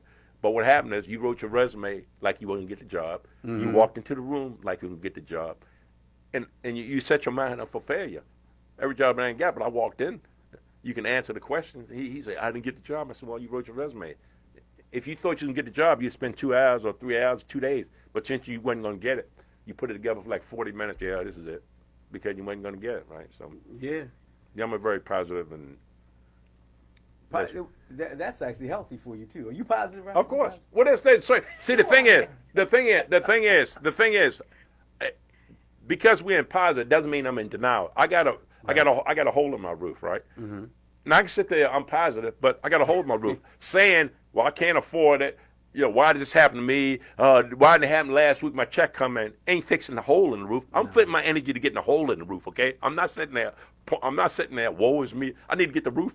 I need to get the roof fixed. I'm not wasting my time. The roof didn't give me a 2-minute warning. It didn't give me a 2-week warning. It wasn't waiting to payday. The roof get fixed. And because I'm halfway, I'm nice to people. I can pick up the phone and call my buddy and say, man, can you give me $1,000 so I get my roof fixed? Yeah, because I haven't burned any bridges. That I can pick up the phone and call me. Now, if you burn the bridges, don't call me and tell you your roof fixed. I ain't got no money, right?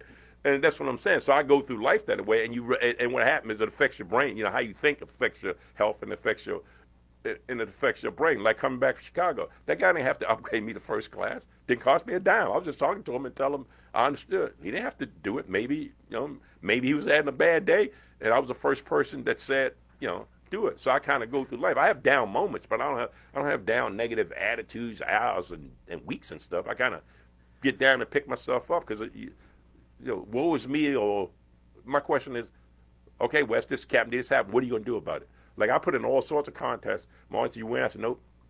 So what are you doing now? I'm off to the next one. She said, you went out? Nope.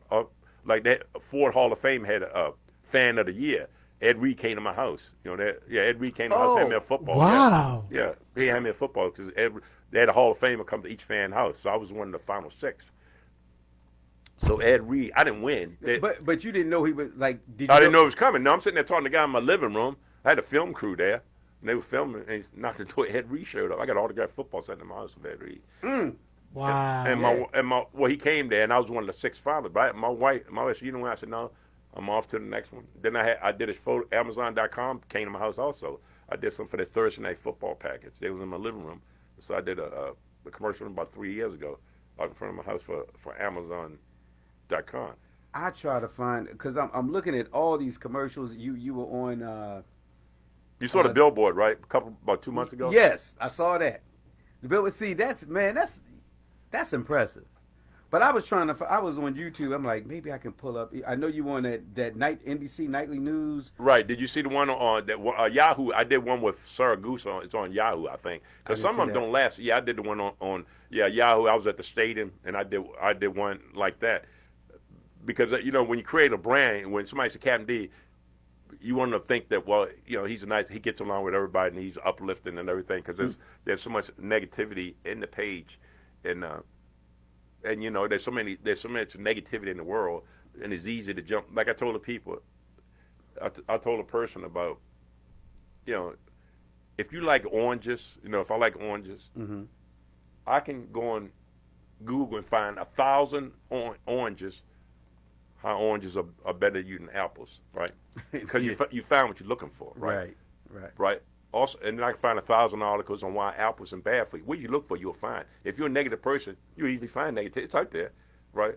If I don't like you, I can find 100 articles why this show is bad. If that's my thing, but I don't get into not this show. Any show, no, not any this show. No. But This show. no, yeah. But anyway, like I told people, I said. In somebody's story, you the bad guy. Yeah. You run into a lot of people. Yeah. And what happens? Some of us, I lift people up. Some of us pull each other down. Right. Yeah. I'm about uplifting. If I can help your show, I can help your show. Right. I'm not. I have no agenda. I don't really. If I can help a show, because like I said, it's about almost 200 miles. I'm gonna get home like 11 o'clock. But if I can help your show, I'll do it. But sometimes we get caught up in. I didn't help a show, he might get big, he might think. I don't do that. I throw it out there. If I can help a brother, I help him, right? But then some people trying to, you ask them to help, they act like you got an agenda. I said, look, I'm just that guy with them positive sweatshirts. I said, I ain't got no agenda. I was gonna put them, throw it on my page, but keep on selling your stuff out of the car. Outside the box thinkers are different. See, some people can't. Captain D, do you have season tickets for the Ravens? Yeah, been every game but 3 since they've been here. Really? Wow. Yep. I've been out. Yeah, I announced one of the draft picks about 4 years ago at the Castle. They had fans announce the draft pick about 4 years ago out at the Castle. Yeah, on live on NFL. Tell me about like the that. Castle. I have That thing is not. It's a castle, buddy.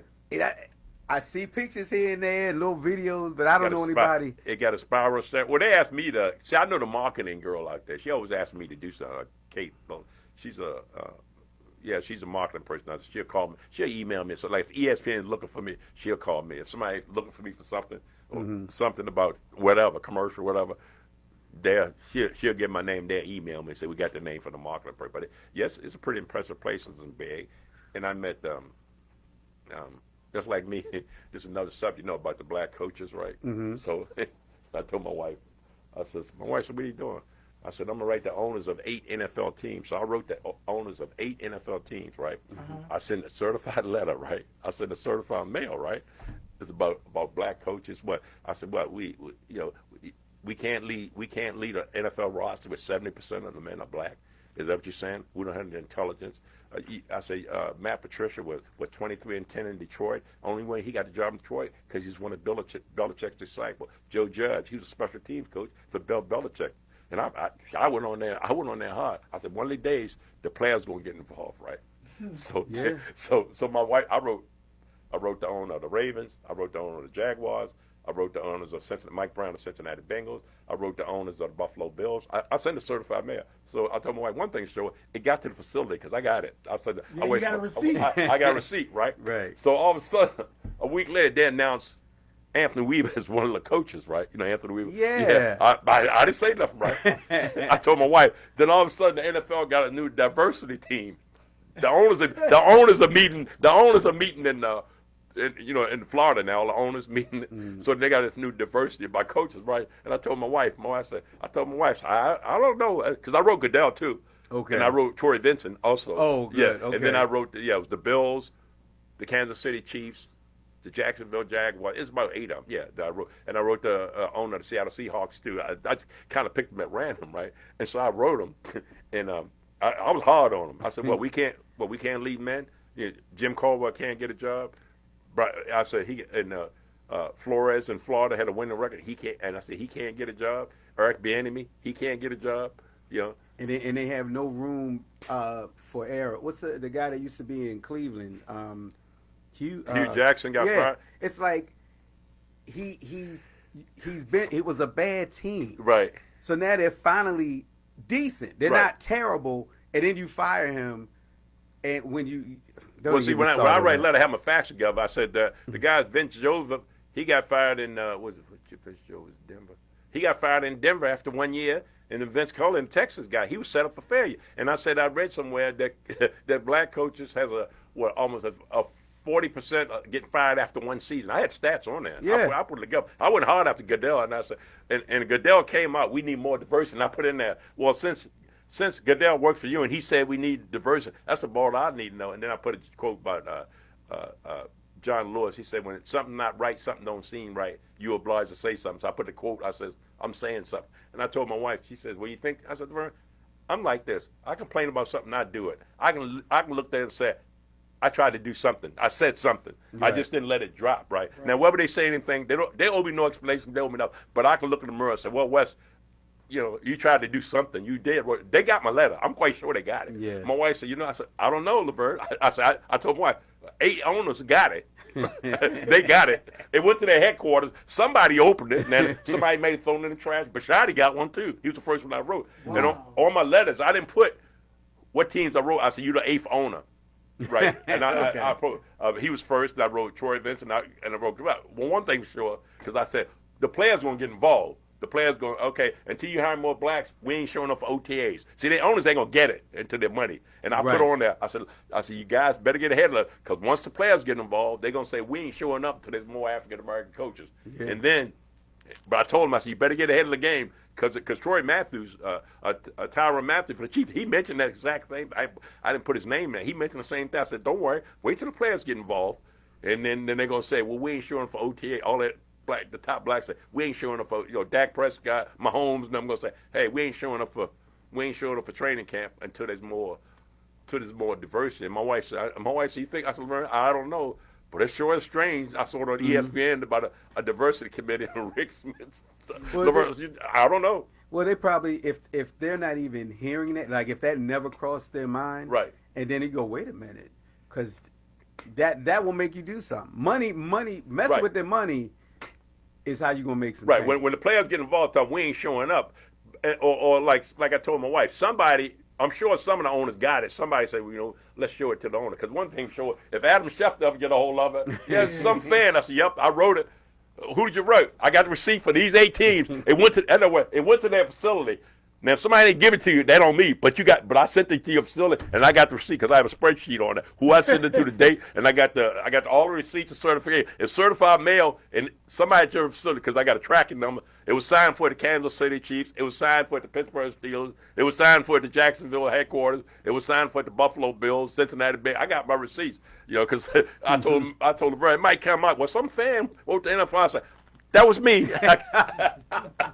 And they says, well, did your owner do anything about it? I said, it got to the facility at training camp. It got at the Orange Mills. What happened there, I don't know. If he didn't see it, like my mother said, don't accuse somebody you don't know. All I know is it made it to the facility, right?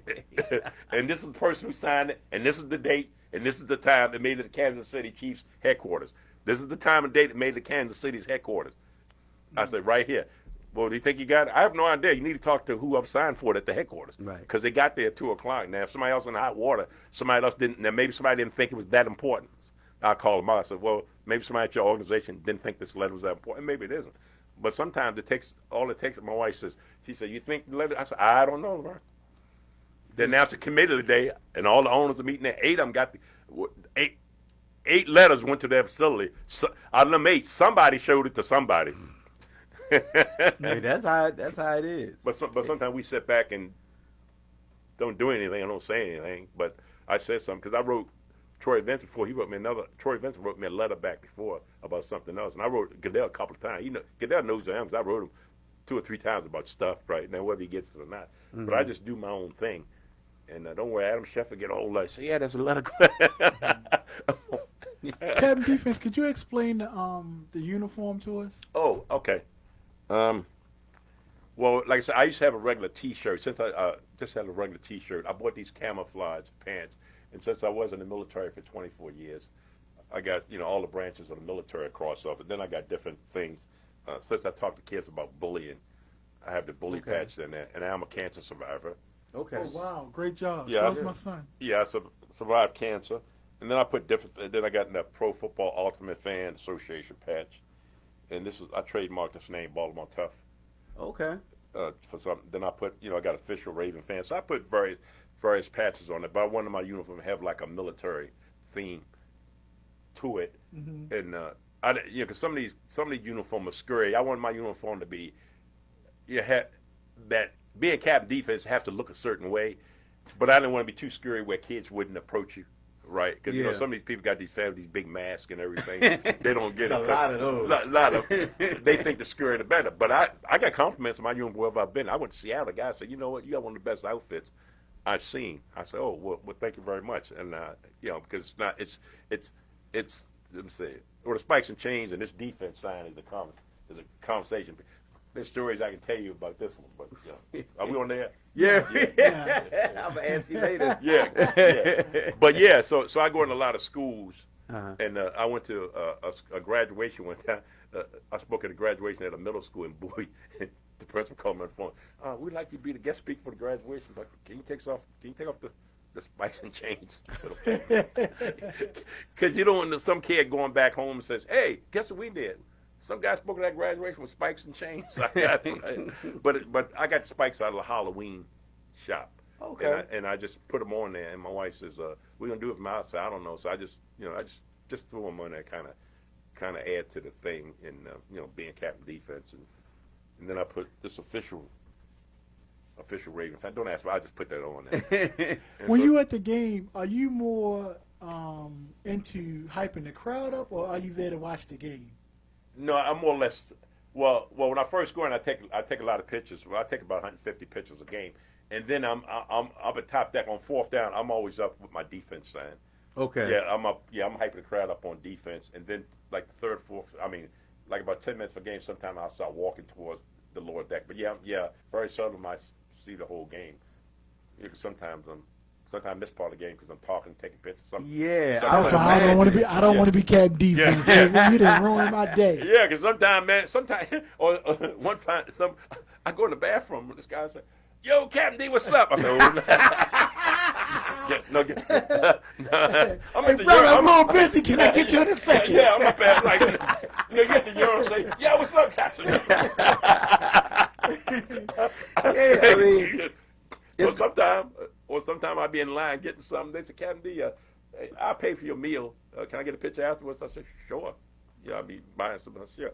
But yeah, I'm mostly hopping around. I get up on, you fourth down in your defense and and stuff like that. And, it's got to be hard not to. I mean, it's got to be hard not to talk to you. Well, if I see you, it's going to be in between quarters. right. That's when I try to run, because if I'm at myself, I'm like, I'm trying to time it before everybody else. But everybody's going to break at the same time. Right. But I can't be Captain Defense because I'm telling you, when I'm watching the game, I don't want to be bothered. Right. Leave me alone. Well, sometimes I record a game. Sometimes I go home and watch it. I said, well, "What was that when that was happening?" Sometimes I'll miss it, or sometimes, especially for the game, I'm trying to get up my seat. People want to take pictures as I'm rolling up to my seat. They get the national because I'm always accommodating, right? Right. And I take pictures. Like I said, I'm always because everybody I eat, I call it networking 101. I'm networking, and that's how I sold my book. Because this one Yeah, guy, tell us about this too. This is a book. I'm a read. I read a book a month, and I told people the reason why I read because I'm competing against myself. There's some people can read 4 or 5 books in a week or whatever, but I'm just competing against myself. And so I started reading a book a month, and I told people it's a psychological aspect. Some days I read 2 pages, some days I read 5.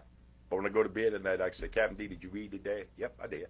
Okay. And that makes me feel good. I'm well above American average. I read books, so I read it. And like I tell people, and I'm on YouTube, I tell people I got a PhD from YouTube University.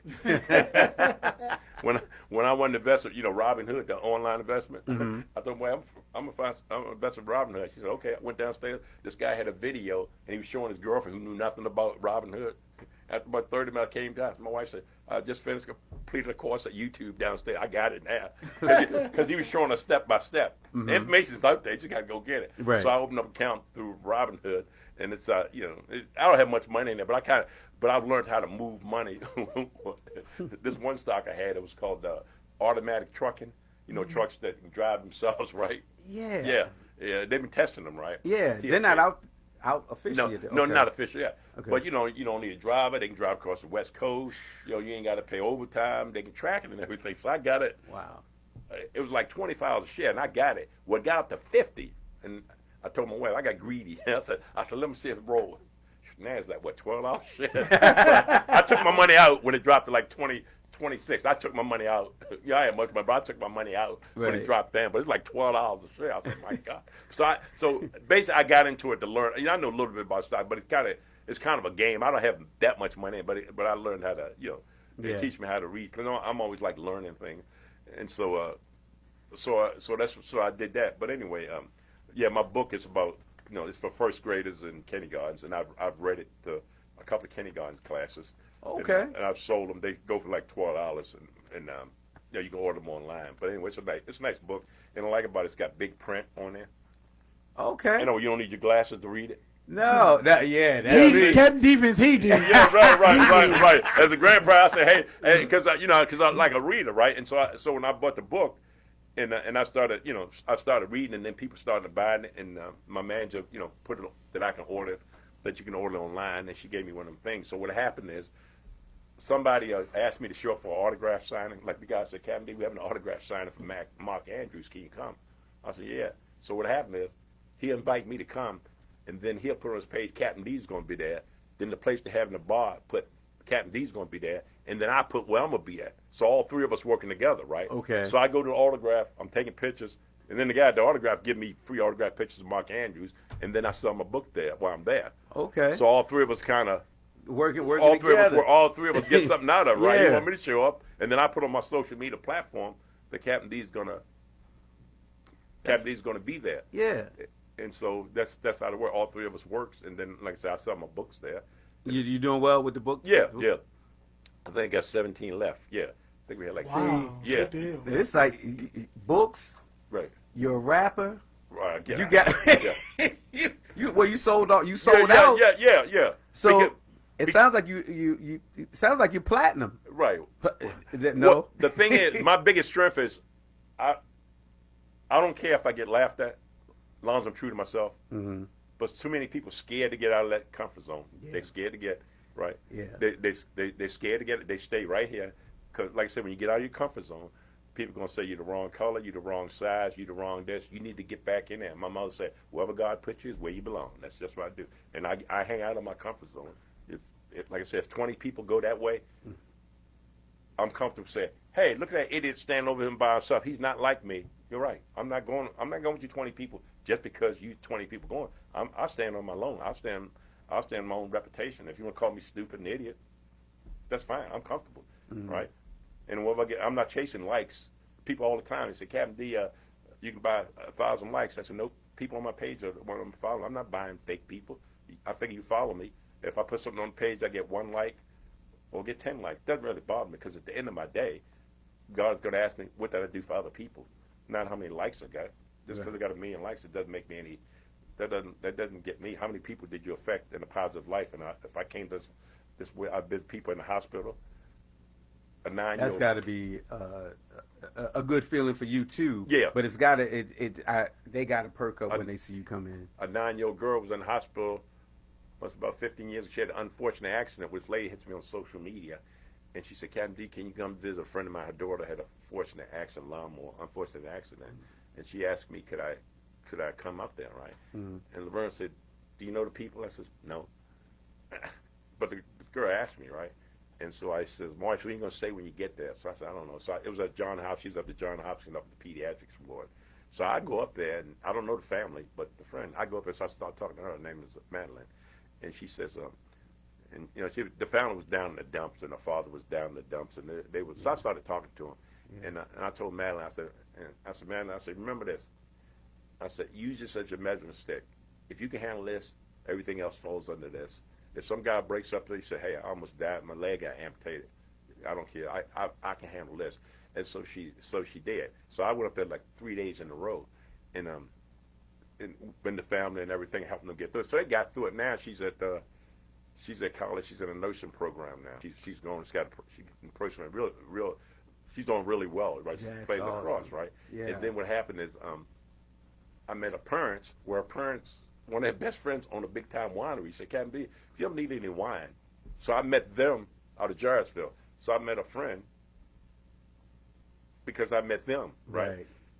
Right. Or another time, I went to a lady up in Annapolis. I don't care what color you are. Mm-hmm. If you need help, I help you. I don't.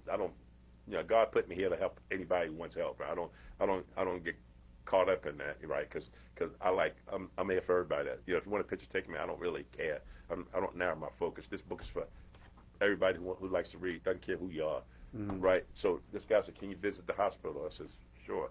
Didn't know the guy. Didn't know him from Adam. He said, "Can you visit my grandmother?" I said, "Sure." So I went to visit grandma. She was terminally ill up in Annapolis hospital. So I went and talked to her and everything. And I was laughing and everything. We had a good time. But anyway, she passed away. But I got a lot of thank yous from the family for going up there, right? Because sometimes when I go places, God gives me the words once I get there. Sometimes I don't know what I'm saying, but after I get there. And she was a little laugh. She said, "Yeah, my grandma likes to laugh." And they was like, so they thanked me, and I got a bunch of things for doing. But I felt good after doing it. Yeah. And then another time, this guy had an accident. His daughter, 17-year-old daughter, was in an accident, and she was in an accident. He asked me, could I come up to the hospital up in Hagerstown, I think it was. But anyway, so I kept trying to get a hold of him, right? So I went up there, right? And I visited the daughter, and I gave her an autograph, and I was talking to her. So I got back home, and I told my wife, I says, you know, that guy never said anything. He never thanked me enough. And my wife says, the only way she says, "Was that why you did it?" And I said, "No, you're right. As long as I know I did the right thing, right? If you're doing it for thanks, you're not doing it for right." And I said, "You're right." So I caught myself. You know, she put things in perspective. I said, "You're right." I said, "I know I did the right thing." So it did. So if you can, you know, because I always like to make people feel better. If I can't help you, I won't hurt you. I'll leave you alone. I don't have to tell you that. I get no joy making you feel bad about yourself. That's just my life is not like that. I get no satisfaction. If I can lift you, I will. If I can't, I'll leave you alone. You know, and that has served me well. And that's why I put my head on. I'm not a perfect person, but I try to be nice to everybody and try to lift people up if I can help you. Right. Help you. You know. But one thing, I'll move on. I'll put my hand out to help you, but I'm not chasing you down. I gave a young brother an article. I said, look, can you read this article? I texted to him on Google about something he was working on. It was on Monday. I said, can you text? I said, about a paragraph, Ron. I'll text it to you. Did you read the article? I didn't have time. I said, move on. Meantime, you ain't got 2 minutes to read it. I said, I'll move on. I don't. You're not wasting my time. Yeah. If it ain't a priority on your list, I'm not up on mine. If you didn't have a read on your iPhone, you mean you have 5 minutes to read the article? You was in the bathroom. It's only like 2 paragraphs. And so I move on. And people don't waste my time. I move on. I can, you know, you don't have time to read the article. Right. Just a little bit. So I like. It's a little bit of time. If it's important to you, you'll find the time. Yeah, people will find the time to do it. And my motto is about texting. This is my motto about texting. No response is a response. If I text you and I say, yeah, man, I'm coming on your show, you don't respond, you responded by not texting me. So I don't chase people down. I don't send you 1,000 texts. Hey, I'm getting on the show. You respond, and I'm like, oh, okay, and then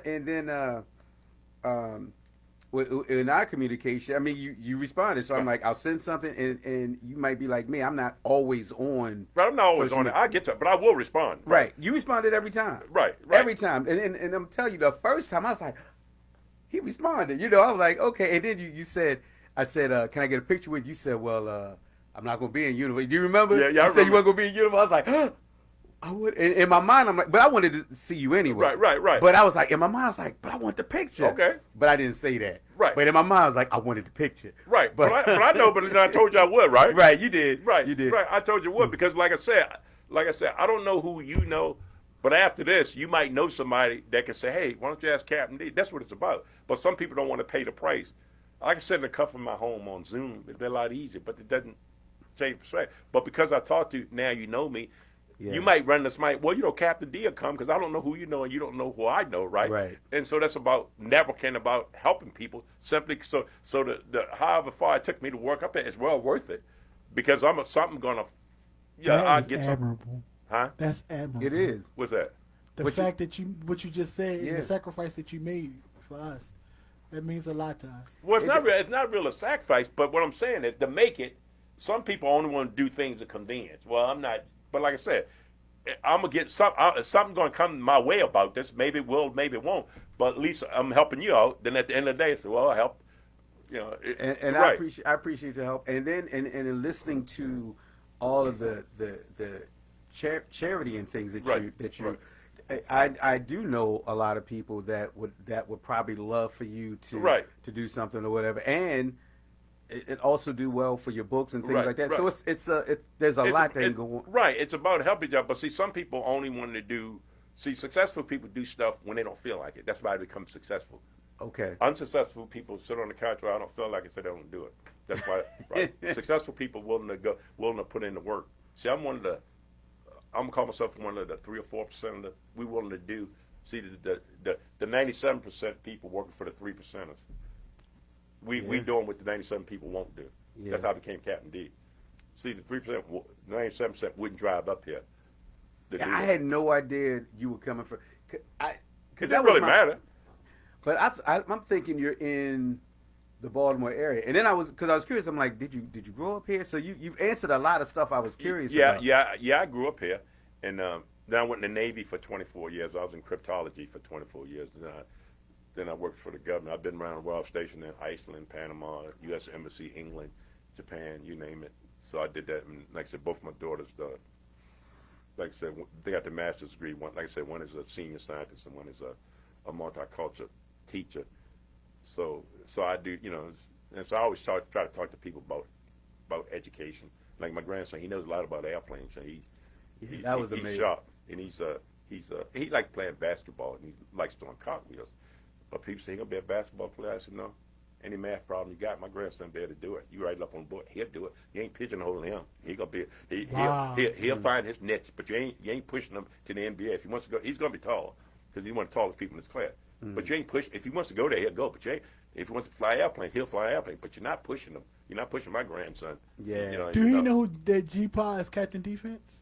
Yeah, he knows me. Oh yeah. Does it? He taught his kids in class. He old enough now. Yeah, because I've been to school twice. I went twice because I volunteered at school like twice a month. Okay. They call it like dads of outstanding students. But basically, I'm there from like 8:45 to 3:45. So I walk in the classroom, then I'll sit with some of the kids in the cafeteria, like third or fourth grade, kind of like hang out and kind of like, just kind of talk to them. Yeah. It's important for the African American men and and Yes, volunteer. that's important. And I talked to them all the time. And I popped in 2 science classes. That was pretty cool. They was working on a science project. I popped in for like 5 minutes because I don't want to interrupt the class.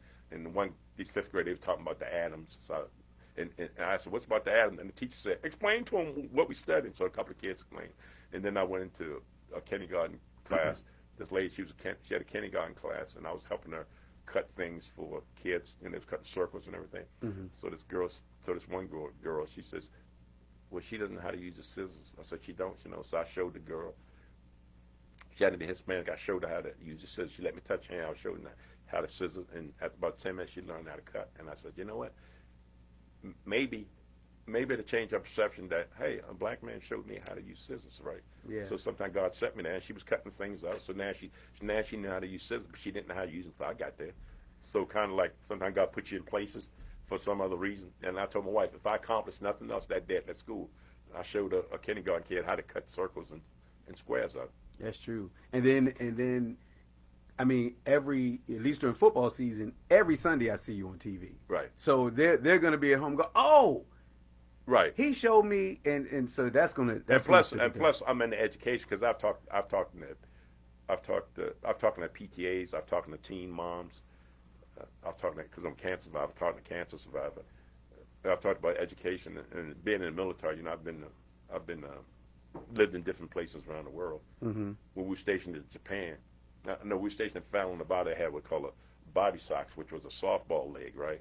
It was called women's softballs for like 3rd and 4th graders, right? Okay. So my daughter said she wanted to play, right? And so she played, and so some of the black parents says, she's the only one.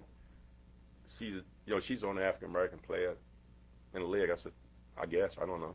And she said she's enjoyed it. I said, look, as long as they treat my daughter with respect and treat them like the rest of it, and she wants to do it, I don't get wrapped up into the other stuff, right? Right. And my daughter enjoyed it. The coach treated her fine. Everybody treated her fine, and she had a good time.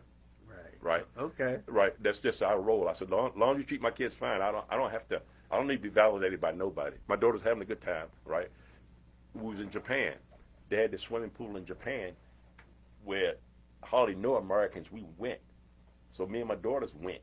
We was the only Americans, only black, of course, right? So we walked in there, and the Japanese looked at us, and my kids had a good old time. My kids used to be out of the comfort zone. They go. Like I said, as long as you treat my kids fine, I don't care if it's 50, I don't care who, and the Japanese looked at, but we had my kids had a good time. And because of that, wherever they go, they fit in. They don't need to, my daughter's senior scientist for a biotech company. When she started working there, for a long time, they let her come in on the weekends and open up the building. And Chan said, they let me because you have credibility. They know you're not on your cell phone, that you don't need nobody standing over top of you. Right. Yeah. And she doesn't. So she worked on her own. She's self-taught. She's always had that. Some people need a boss though. Somebody always she doesn't. And so now she's working the COVID-19, working her own hours, and she kind of supervises a lot of people. But as I tell my kids all the time, I say, hey, they're outside their comfort zone just like me. I said, just go wherever you at is where you fit it. So they've always been like me. As long as people, like I said, I don't care who you are, as long as you treat me with respect and everything, that's fine. That's how I roll. And they do the same. When she was in that softball league, she was the only one, but she had a good time. Yeah. And they treated it fine. Yeah. Right. And one time my daughter was in school. She was in AP biology, right? So she's in AP biology, and the teacher says, I think she's in the 10th grade. The teacher says, I'm teaching this as a college course. You have homework every night, and you're going to have papers due, right? So I think she had 3 other blacks on the class, right? And so I go back. My daughter said, well, the other people took their kids out of the class. And he says, they took that out of class. The parent said, well, did you hear what she said? He said, yeah, she having homework every night, and she teaching that college course. I said, you fell right into the trap. She wanted to find out who wanted to stay there, right? Okay. 6 kids. My daughter was the only one in there. My daughter knew I can hang with these people. See? Right? Right? Wow, that's right. But basically took your kid out there. Well, you can't hang with the other people. You can't hang with them. So let me take you out of there. I told my daughter, I said, that's why she was senior scientist for biotech. She knew she could hang, right? That sounds right. But you subconsciously send messages to your kids that, Yeah. right? The teacher wanted to find out who wanted to stay there. I knew what she was doing. That's how. Yeah. Right. And you fell right into the trap. I knew what she was doing. I knew exactly. I told my daughter. My daughter says, I said, I know what she did. I told her, I said, you know what she did? You did exactly what she wanted you to do. I said, my daughter, I ain't taking her out of that class. That was one of the hardest classes she took. That advanced, biology. It was hard, but she passed and she got it. I said, but no, you ain't scared. We don't run away. Yeah. That's what like coaches do. Right. And things like they try to see if you'll quit or not interested or yeah, that is so they got that from you. Right. That training, that way of thinking. That's pretty good. That's like me. I set up this chess thing. I was gonna play chess, right? I said I was starting this chess group, right? Mm-hmm. And so I was gonna have it at 7:00 Saturday morning, right? And so this woman said, if you have 12 o'clock, if you have it 12 p.m., more people show up. I said, no, the dedicated people will show up at 7. That's how I find who's committed. That's true. Right. The the committed people will find a way. Am I right? Yeah. The committed people will find a way. Yeah, I have 4 or 5 people show late, so if you have 12 o'clock, more people. I said, no, I look for quality, not quantity. Yes. And how many people will show up 7 in the morning? Right. Only the people that the really parents want to want do the it. kids. Yeah, only the parents, right? I said, listen, and same on my social media. I'm not chasing after numbers. I'm chasing after the quality people. Quality, I don't really care. I don't really care. So so what happened is, and then this other deal I had, I was going this about, I was teaching these kids how they were called future leaders. I got involved in that, and I started at 7 o'clock, right? I said, okay, we're gonna start at 7 o'clock. So I started at 7. Well, I shut the door. If you came at 7, you wasn't getting in. And parents, boy, that's not fair. I said, no, miss, this is how I run it. I start at 7, okay? I start at 7 o'clock. There's a lot of jobs I ain't putting up with. I know if kids can't get there at 7, I'm not changing it. But amazing, everybody started getting there at 7. They know you're serious about it. They're gonna be right. What my thing is, what you allow, you encourage. Yeah. You let me slap at your face. I keep slapping. So I cut you off the first time. I said, oh no, you're not talking to me like that. And I cut people off at the first time. You do something I don't like. Oh, I cut you off the first time. I said no, that's not. I said no, you're not doing that to me. Right. So if you're allowed, they continue to do it. So I shut the door at 7 o'clock. Those people started running. Oh man, Captain D, man, he starts 7. He shuts that door at 7. The word got out, and all of a sudden everybody made it there. Or I had a friend at work when I was at the Pentagon. Well, there was this girl who worked for me named Margarita. Well, her hours was at 8 o'clock. Well, she was coming in late. Mm-hmm. And so then I says, okay, she said, can I come at 8:30? I said, yeah, 8:30. Well, then she told her boss, she wanted to come in 8:45. I said, 8:45. Then she said, well, come 9. I said, I'm not 9. And he said, well, she had trouble. I said, you don't get it. If it was 12 o'clock, she is being late. It's not the time. It's her. Yeah. Some people, you can make it 11 o'clock, they're going to come in late. One thing, if you work for me, you ain't coming in late. That's not going to happen. I said, you don't get it. I went from 8 to 8:30, 8:45, 9, and you still couldn't get time. And I told the boss, you don't get. Well, I said, no, it's not the time.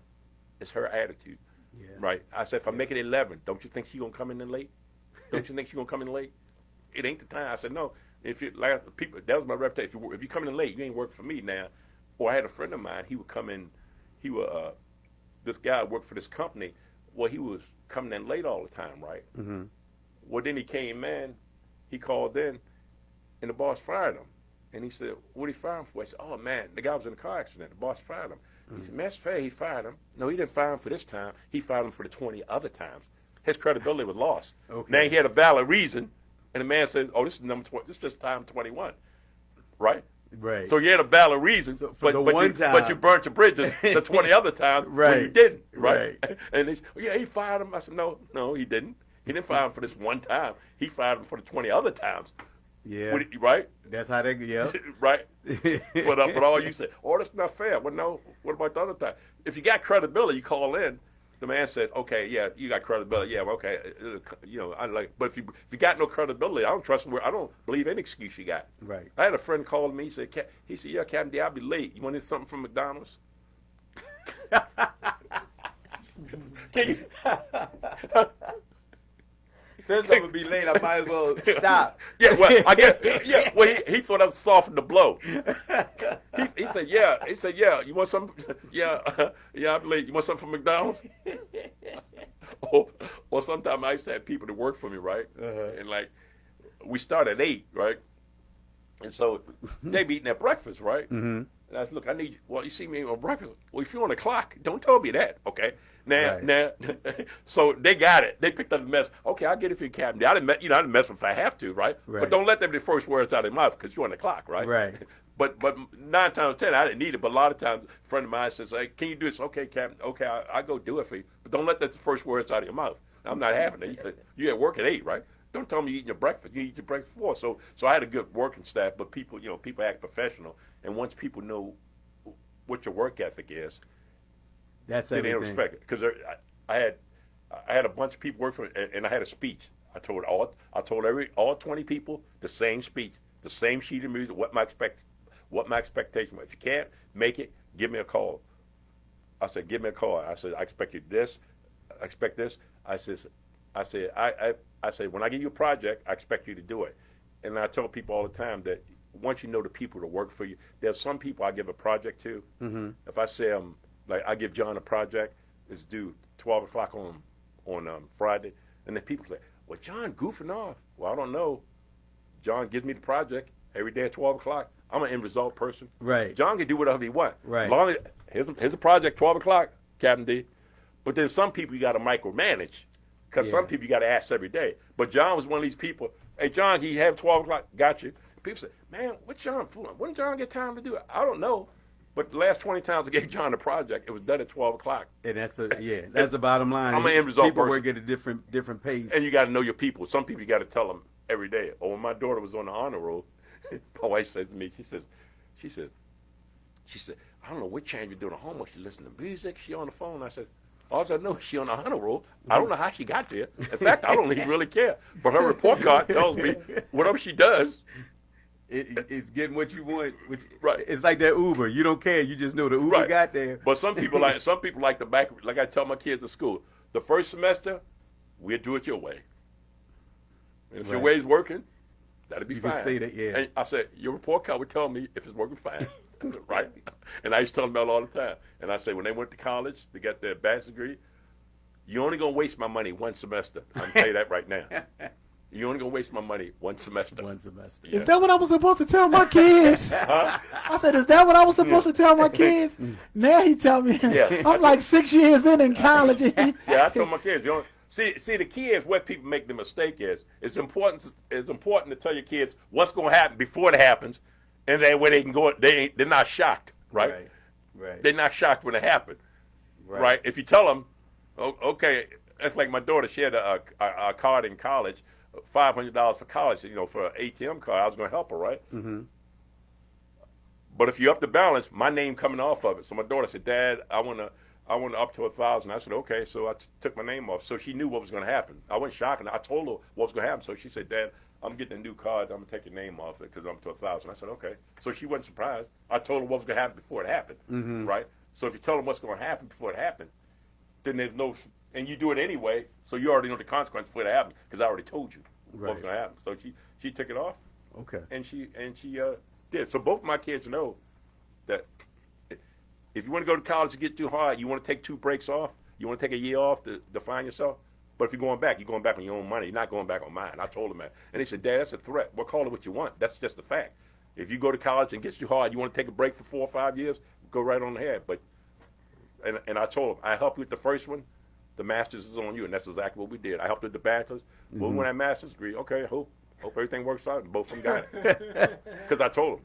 Well, I truly appreciate you coming. I didn't realize time went by so That's fine. fast. That's fine. I'm a talker anyway. Yeah. Yeah. But it went, but so it's. I'm hoping you'll come. It sounds like you need to come back, and we need to bring your wife Doing the back season, too. though. No. We got to be doing the We season. can't bring your wife too. No, you can't. My wife ain't in the cabinet. My wife says it's your thing. Of course, when I get a check, when I get a two grand check from Caesars, it's our money, right? But Yes. Yes. I told her I had to make her go to the Super Bowl. I mean, I had to Yeah, force her to go to the Super Bowl. and they covered everything. And then the first Yes. time, Travel Channel flew me to the first one. I did a commercial with Food versus Man. I did a commercial with him. Travel Channel flew me down for the Ravens Super Bowl in New Orleans. They gave me 2 tickets and everything. And I did that one. And then the next one, NFL sent me to the one in Atlanta for the Rams and the Patriots. yeah. Yeah, Oh. and we got to go on the field and everything. So my wife, she's an even keel person. We've been together since high school. I told somebody I found a Cadillac, didn't have to look any farther. You know, I know that's right. right? Yep. Yeah. She's even keel. She doesn't tell anybody I'm Captain D. She's like, yeah. My kids, with that, because my kids follow me on social media, right? And I have a granddaughter. She's in high school. She's out in Seattle. She follows me, right? And I told somebody, I said, my granddaughter's on my social media, and there's nothing I have to explain to her. I can't be telling her, you got to treat people nice, and then I'm on my social media page tearing people down. Right. She called me hypocrite. So she knows she knows that she follows me, and I put stuff on my page. She follows me, everything on my page, and I said, there's nothing I have to explain to her, because I'm lifting people up. I'm helping anybody. I'm not, look, all right, you need to be nice to people. You need to talk to people this way. And then I'm on there calling people idiot. And stuff. Right. And what happened is when you on my Facebook page, on my Facebook, West Simpson, I give you $100. You find a curse word on because I don't have it. People follow your lead. Whatever I put. That's true. People are using language on the other page, but when they roll in my house, Captain D ain't having that. None. I won't have it. In other words, if you don't like my purple furniture in my house, don't come in my house. See, my page. I need to see pictures. I don't have no politics on it. Like about Colin Kaepernick, I made my statement and I'm gone. I'm moving ahead. I made my statement about Black Lives Matter. I said, look, I've stopped by the police 5 times. So I said, I'm speaking from experience. Right. I don't know whatever happened, but I'm telling you what my experience, right? Right. And I put it on the people. Say, oh, I'm so sorry. Whatever. That's just the way it is. But Right. but so I'm not, so I'm speaking from personal experience. I ain't talking about something that I know what happened to me. So I put it on it and I move on. So what happens is because the way you control your page, you ain't. In other words, you're not making personal attacks. You're not calling people idiot on my page because I'll call you out. If you don't like Lamar Jackson, that's fine. You have your reason why. But you're not calling. Oh, that's stupid idiot. Just state your comment and Right. And people don't know personal that. attacks. Yeah. And people know that, and they police themselves because I'm not having it. But I see people using language on the other page. Just when they roll the mouse, I'm not having it. What's your schedule like during the season? 'Cause we're gonna try to get you back during the season. I know you're probably 10 times busier. Well, just hit me up like you did. Well, I don't know if you got my email, but anyway, I'm on social media. Well, you can hit me up the same way. Yeah. And just give me a heads up because I got 2 events. I'm going to a networking event up at Lower Race Course on the 6th. I think I'm going to my grandson's school on 30th. But yeah, I get stuff always coming into my manager. But just give me a heads up. I'm gonna send you. I know if the Ravens aren't playing on Monday, Right. There's a chance you might come in. If they're Right. playing on Monday, No, I ain't. No. Monday night. But see, I don't tailgate in one section. I kind of move around. Okay. I move around, and you're not. That's how I meet people. Right. Or like I went to a networking group, right? So I roll in there, right? Mm-hmm. So there was these 2 kids, teenagers, about I don't know, not a teenager, but they were grown people. Well, they was over there talking to me. I said, "What are you doing?" They said, "We're here to network." I said, "You're not networking standing in the corner.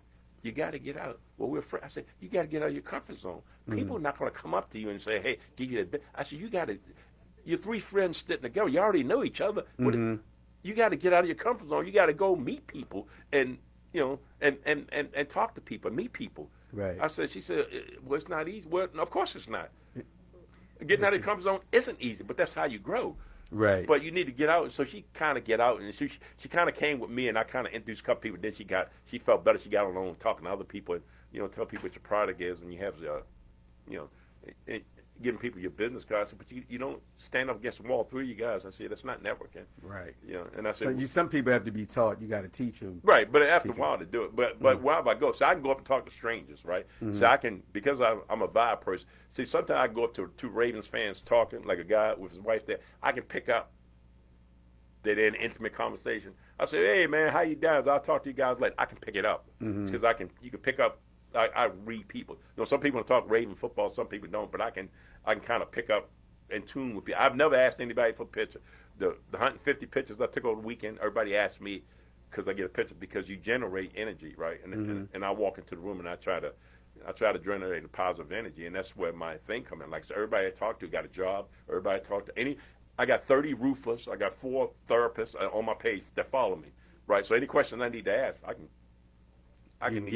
put out there. Like, this guy said, "Hey, Captain, this guy ripping you off on the roof," and like an IT guy, I told him I was having problems. He said, "Captain, here's my number. Anything you got your computer, well, let me know, right?" Right. And that's good to know. And I don't bash the Ravens, but I call it like it is. I said, look, Lamar can't be throwing 4 interceptions. My mother always told me. My mother always told me, attack the performance, not the performer. I attack Lamar Jackson throwing 4 interceptions. I'm not saying Lamar Jackson is the idiot, but it's a fact. You can't be throwing 4 interceptions, right? I'm not making it personal. I'm attacking his performance. You ready? Okay. Captain Defense, I truly appreciate, and I'm definitely gonna call you back. So I know to start early. No, you're fine. You can start whenever you want. I'm adaptive. Well, we definitely appreciate. I didn't know this was on. This was on. Yeah. Yeah. Okay. Now everybody probably say, "Who's that crazy?" Yeah. We're gonna tell them. I'm gonna put your. I'm definitely gonna put your picture up.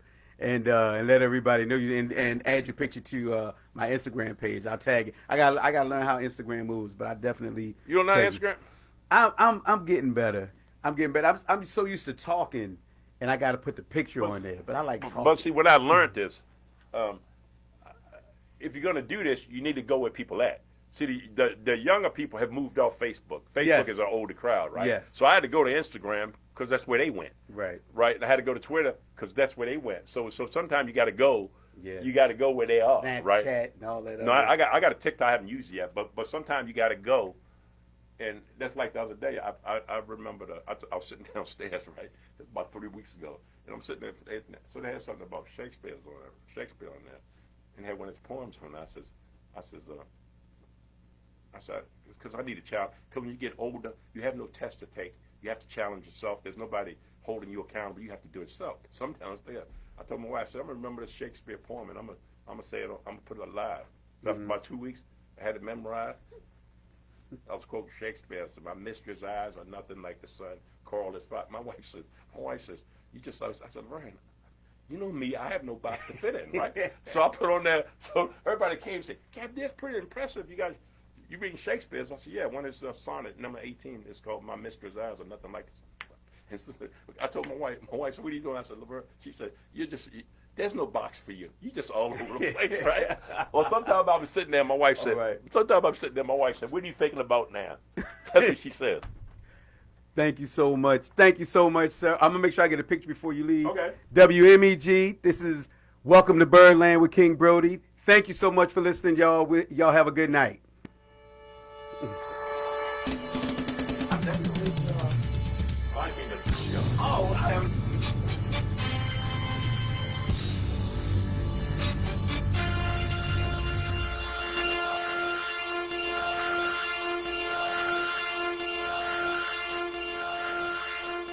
Welcome to Birdland!